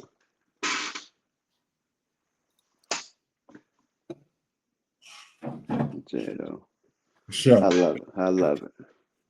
Yeah, we can but it's still we definitely in transition, you know what I'm saying? So I definitely believe that we headed to a more enlightening time. You know what I'm saying? I mean, I don't know, I could be optimistic, but at the same time, it's really a feeling. Like I really feel like we are transitioning. You know what I'm saying? So, and a lot of people feel that way too. So yeah. You know what I'm saying? But we definitely getting into a time of real healing, real information, real food if we can especially grow the shit ourselves, even though they trying to get rid of all of the original seeds and all of that shit, and take all of the farmland, you know how that go. But I don't know. I see us thriving. I see us coming out on top. You know what I'm saying? I see it going back to a natural way of living. You know what I mean? Where it's not the hustle and bustle, and we really are living off the land. You know what I mean? I see good things. Yeah, for sure. I see that as well. And I also believe, and I'm kind of like in the mind space of what we see for ourselves is the reality that we create for ourselves. Like I'm understanding and believing that, or knowing that rather. They say believing is not knowing, right? So I'm trying to stop saying believing. Like I know that that's what it is, right? Because within the same neighborhood, I can see peace, somebody else can see chaos. And I look at that as that's because I'm bringing peace into my world, and I choose to bring peace into my world. And whereas though someone else just may not know how much control that they have over their mindset and over their thoughts. So they're just allowing the chaos to happen to them and not trying to fight it off outside of with chaos. You know what I mean? Which of course that's going to create more goddamn chaos. So I think it's just what we focus our minds on when it comes to that. Like we see it and we believe that the world is going into a better place because we're positioning our world to go into a better place. You know what I mean? So everything that we project out is only that. You know, I mean, that's what we choose to see. We're not seeing nothing else unless it comes to our doorstep. And even at that time, that's us protecting our doorstep. You know, not going into the negative or whatever the case may be. You know what I mean? Yeah. So yeah. I read something a while ago that was saying that the Earth actually has like 4 different endings depending on your vibration. You know what I mean? Like it is an Earth that's gonna come to an end traumatically if that's what you believe in. But it's also an Earth that's gonna be a new Earth where we living off the land. It's also another Earth. Like it really just depends on what you believe in. Yeah. It's up here. Yeah. Something that I read, of course, I don't know how true that is, but it's something that I read that was like, yo, it's really just based off of what you believe. It really is. So you really got to watch what you listen to, watch what you believe in, watch what you stop listening to all of the negative shit, all of the fucking deaths popping up on your Facebook, your Facebook log and shit. Yeah. Shit, block them. Don't let them keep putting on who got killed, how they got killed, why they got killed. Like, yo, that shit pops up on my shit a lot. I got to fucking. I didn't even ask to follow them. I'm not even following these pages. It's just probably somebody you follow or some shit like that, which is weird now that you get other people's followers. Now it's not even the people you follow. Now that's the thing about Facebook. Now they took over with people that you're not even following, and that should be on your timeline. Just put up there. Yeah, like I'm not following this motherfucker. Why am I seeing this on my timeline? You know what I'm saying? Hit follow. I didn't hit like. I didn't hit add friend. None of that shit. But it's on my timeline every day. I gotta hit. Don't show me this anymore. Right. In order to do it. Yeah. Stop it from popping up on my shit. Like, why are y'all showing me this shit when I didn't ask to see this shit? I'm not clicking on this type of stuff. You can see the type of stuff that I'm into from my page. Why are y'all showing me this? Right. You know what I mean? So they really trying to force feed us that shit. Oh, yeah. To see who's just going to swipe past it and who's going to delete it. Yeah. For sure. But with the before you move on with the alternate endings, it may be nothing, but all movies, a lot of movies got alternate endings. You know what I mean? Even we talked about GTA earlier, the alternate endings at the end of GTA, if you kill Michael, if you kill what you call him or not, like that's life. You know what I mean? It's the same thing. What do you choose? What are you choosing? Right. Man, if you choose this, okay, this is what's on the other side of this. Right. But you know what I mean? In little ways, that's where my mind went to. They feed us. They feed us the they feed us what it is. What they hiding from us, they still feed it to us. You know what I mean? In some kind of way. Yeah. They said they gotta tell us. I heard from a lot of people that A lot of the shit they put in movies and all that shit, they have to tell us to avoid their karma. They karma. You know Oh what I yeah. mean? Even though they're not telling us that this is the truth, they're putting it out there for you to see. You see it, so it's up to you to decide if it's the truth or not. But they told you. We told you he was gonna bomb this motherfucking place. It ain't my fault. You ain't believe it. Yeah, as you ain't believe it, right? You know what I mean? You know what I'm saying? Nah, But we that's told on you. you from there. You Yeah, know what I that's mean? on you. That's on y'all. So yeah, that's how that shit goes. You know what I mean? But yeah, Yes. no shit. Oh, Wow. but hey, going back to health and wellness, I had two other damn things written down. I ain't even speak about. Have you ever used African black soap? Yes. I What, used did you like it? yeah, I liked it. Now I suggested it for and this was a little while ago. It's been some years now. Yeah. But I also suggested it to somebody else to bro, and like it didn't do good with his skin. But Yeah, that's what I've been reading. Is some people yeah, who have reactions. yeah, and I seen that because the same soap that I used, which I enjoyed it at the time that I was using it. Again, Yeah, it was a guy that got it from they had a guy, you know what I mean? And yeah, when I used it, it came in 7 in a pack. I I loved it. Like yeah. right, it's not African soap right now, but I don't use any of like Doves or anything like that anymore. I use shea butter soap now, and I've been using that for like the last few months now. That I Yeah. get from the same person up when I go to Patapsco. There's the one young lady who does soaps and different color shea butter kind of joints, and I use that. Like I try not to. I like I still use lotion, regular lotion. I haven't found a Oh, raw that's shea butter, whatever kind of thing yet outside of shea butter. yeah. But back to your joint, yeah. So black soap, I've used that quite a few times. What about purple sea moss soap? Purple sea moss soap. Purple sea moss soap. Yeah. No, tried purple sea moss. Never knew they had a soap. Yeah, never And knew they had a soap. this is all of the stuff that I'm getting. Matter of fact, let me. I'm about to give some real free promotion right now. But this is health and wellness, so it's anything to put our people on. But this came from Dr. Yaki site. Okay. Actually, I know that shit is fire because he fucking sold out of it. He still got the African black soap in stock, but this purple sea moss / alkanet root soap that he got, Purple sea moss. he sold out of that shit. Mm. I'm about to put his website up real quick though. Yeah, I don't think I've been to his store. Yeah, I don't think I've been to his store as far as to check out everything outside of the thing, what you tell me as far as the cleanses and parasite cleanses and all that good stuff. I would love to, like, at some point, once financially able to, because I know it's a pretty penny to go into his where he hold his I guess his health center is. Yeah, And like the certain, where is it? Missouri. Oh, okay. Yeah, Outside, outside of where? outside of St. Louis. Oh, okay. Yeah, I would love to go and try some of the shit that's there as far as the cleanses and all that type of stuff like that. Like I would definitely do. I haven't went in to check prices or whatever or anything like that. Yeah, But he got a lot of shit. mm-hmm. Some of that shit is really expensive. It looks like it.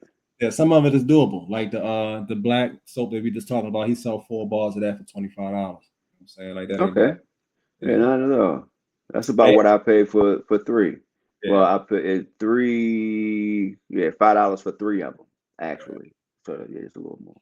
And he got the purple sea moss alkanet root soap that's sold out though. So man, that shit, it looks just from the look, it look really healthy. Yeah. Does he it don't look like he's just fully clean out this month.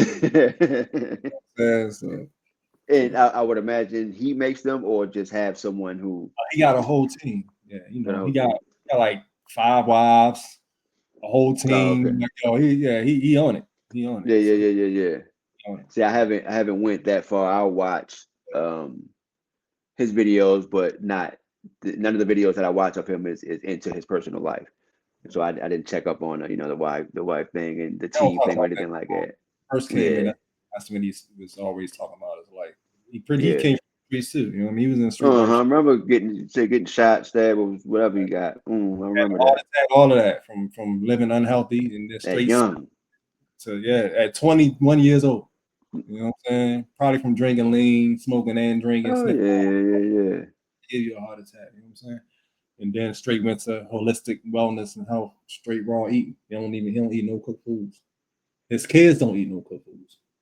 Yeah, that's how it is. And of course, with the generations, that's how we get into, I mean, the way that we live.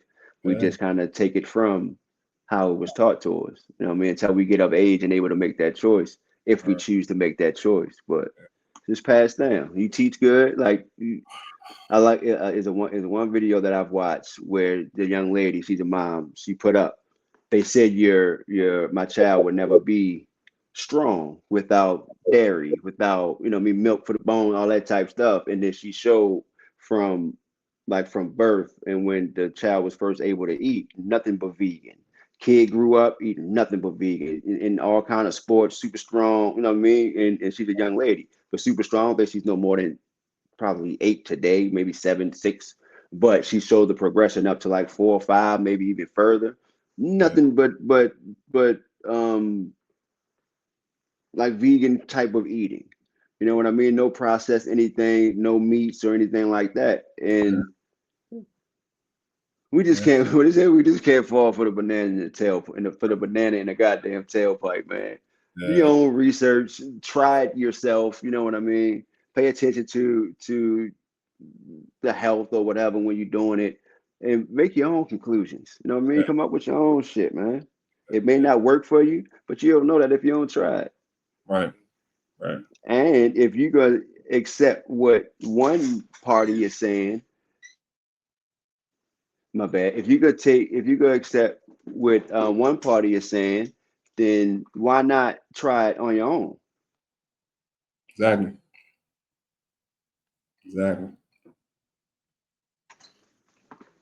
Yeah. So it's like, come on, man. You listen to the people that's feeding you a bunch of BS, but you're not willing to do some research and listen to yourself or believe or know what it is that you're taking in as far as the research goes. Your body. You know what I mean? You going into the bathroom as soon as you ate that thing, and then you still bad though. Good though. Come on, man. Bathroom, but fuck it. Like, nah.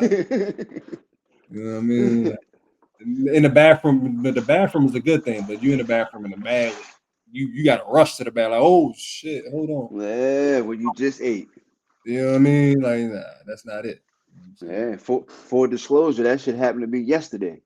Went to fucking, I caught myself having a damn Starbucks. They got an egg white little spinach wrap joint, spinach feta wrap from. And it's not the first time I get it, but every time I get it, it kind of makes my stomach hurt. So I don't get it off. It was my birthday. We went. I say fuck it, I got it, and I always get a little frappe joint from them.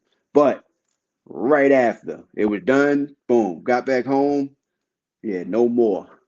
That's as fast as that goddamn shit went in, as fast as that shit came out. I'm like, yeah, and like moments like that, it's like your stomach, like, come on, man, why you even try? I smelt it when you unwrapped it.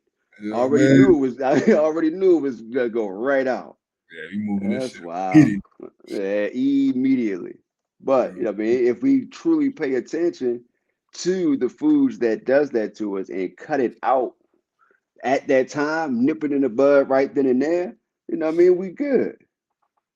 You know what I mean? We can be better. You know what I mean? But it's just gonna take a little discipline, and everybody is at the stage that they're in. So no judgment from me on where you are. I'm not perfect. I got my slip ups on. Even with the knowledge that I have, I still got my goddamn slip up. So if you don't have the knowledge and you out there doing what you're doing, like don't. I'm not judging you. Don't feel bad about it. But it is on you once you find out that information and once you pay attention and know what's not right for you. And that's with food, that's with people around you, conversations, that's with what you listening to. Because if you listen to something and you want to go rob a bank or knock somebody's head off, then you know that that shit is not for you if you know you loving. You know what I That's what mean? You know, you the want to knock job, yeah. everybody out at your job. Why are you still Every like, come day you on, about to risk it all, right? but You you know what going I in mean? that joint every day. Bro. As hard as that may be, but that is um sometimes for people that is the test of life for you. Like we're put in these difficult situations, especially when it comes to when it's you're arguing and fussing and fighting every day about this. You're talking about it in a very unhealthy way. Like you're placed in that situation to see how much you really dislike it. Right. Because regardless if it's even if it's paying your bills or whatever the case may be, if you really dislike it and you have to take a small pay cut before you can move forward, like you never know what that small pay cut would and could do for you, Yeah. because you're showing the higher force that you are willing, that nothing is going to stop you from your peace. You know what I Yeah. mean? And like they said, from that you're going to be rewarded. If you are willing to take that hard fucking road, you're going to be rewarded 10 times more. Yeah. And Already. I know that. You know what I mean? I understand that to be facts. Yeah. And it's working with me. You know what I mean? So I don't know. If you really put your mindset toward it, things will change for you. But you Yeah. got to do the hard work because it ain't easy. It's not gonna be easy. You know what I mean? At Yeah. all. It's gonna take some doing and some discipline when it comes to your emotions. That discipline shit. Because yeah, that shit real, man. It's very hard. Hmm. But you know what I'm saying, coming as far as we came though, we should be recognizing game at this point and being like, yo, all right, like I mean, but at the end of the day, you can choose what you want. Some people choose it. Like, you know what, Oh man? yeah. Once I'm not, man, fuck all of that. I'm drinking, I'm smoking, I'm having fun. I'm like people Uh-huh. to live that and be like, I know it is healthier ways to do things, but like why? You know, I Yeah, just it's want to working. have fun, and then I'm gonna be out of this joint anyway. So I mean, it's really, Hmm. you know what I'm saying. But yeah, to bring in a whole a higher vibration planet or firmament, wherever we are, to raise the vibration, yo, it's gonna take all of us being disciplined, and whatever that Oh discipline yeah. is, that's what it means for you. It might not be eating well. You might already eat well. You know what I'm saying, but Hmm. you hate your job. You know what I Yep. mean? You might eat raw foods every day, but go to a job that's straight toxic. You know what I mean? Or you might love your job, but then go home at lunch, eat 2 quarter pounders with cheese. You know, Hmm. happy at work though. You know what I'm saying? So it's like always something to work on. You know? Yep. And it always will be. Yeah, always will be that. Just gotta balance it all. Because we're gonna be who we are. You know what I mean? You can't change that. You're gonna be who you are. It's just about finding the balance with it. You know what I mean? But I'm not saying like if you're a motherfucking murderer. I ain't saying find the balance within, murder in regular life. Like not that goddamn extreme. But you know what I mean? Just we gotta find the balance in the things that we do, especially when it comes to have peace and stuff like that. Like it's cool that you'll knock a nigga head off or knock a person head off. Like that's absolutely fine, but you don't have to broadcast it. You know what I mean? You can still walk around in peace, walk around in love. You know what I mean? We are all protectors in some kind of way, and somebody or something in this life could push our buttons if we allow it to. We're Easy, human. You know what I mean? So easy. so For sure. it's like yeah. It's just all on what you want for yourself, man. All on the world that you want to see for yourself. Yeah, man. You want peace? It can very much so be for you. You want a Indeed. calm, still mind? It could very much so be for you too. You know what I mean? So That's what you discipline choose. yourself. Oh yeah, for sure. And once you break through the hard part, it's a sliding board. You know what I mean? Everything else from there is easy. Yeah. It's a fucking sliding board. Once you But you break through that joint. if you don't choose discipline, and then you're 65 and everything hurt. You know what I'm saying? You gotta eat that shit. You know what I'm saying? Mm-hmm. Yes, indeed. Yes, indeed. That's what you chose. You know what I mean? It's all good if you want to choose it, but you got to remember that the only motherfucker that's gonna go through it is you. The only person that's gonna be getting up out that bed, feet hurting, Right. legs hurting, arm hurting, head hurting, can't walk. It's gonna be you. You're gonna be by yourself. No matter who Yep. with you, Feeling that. they're not gonna feel your pain. You know what I'm saying? They're gonna be walking around like that. Grandma, I'm feeling bad again. Shit, I to the store. They gone. Hey, right. I'm good. You I'm in that, not there yet. you know what I'm saying? Hurting because of the decisions that you made as at 20, 30, 40, 50. When you knew at 50 that it's probably time to stop drinking. It's probably time to stop smoking. Sure. Right. You know what I'm saying? Like, let's not drink A and J straight like from now on. You know what I'm saying? Like let's sip some organic wine at least. At least do that. You know what I'm Right. saying? Find a balance within that. Yeah, Yeah, if you're not, yeah. you want to thug it, then you gotta thug it the whole way through. You gotta have to Yep. thug it at 70, nigga, when you can barely move. Yep. Yeah. Because at that point, one stop, that might be more detrimental to your health than, you know what I mean, than anything else. Just at that point. But Right. yeah, man, it's on you. It's on us. We hold that power. Already. We hold that power.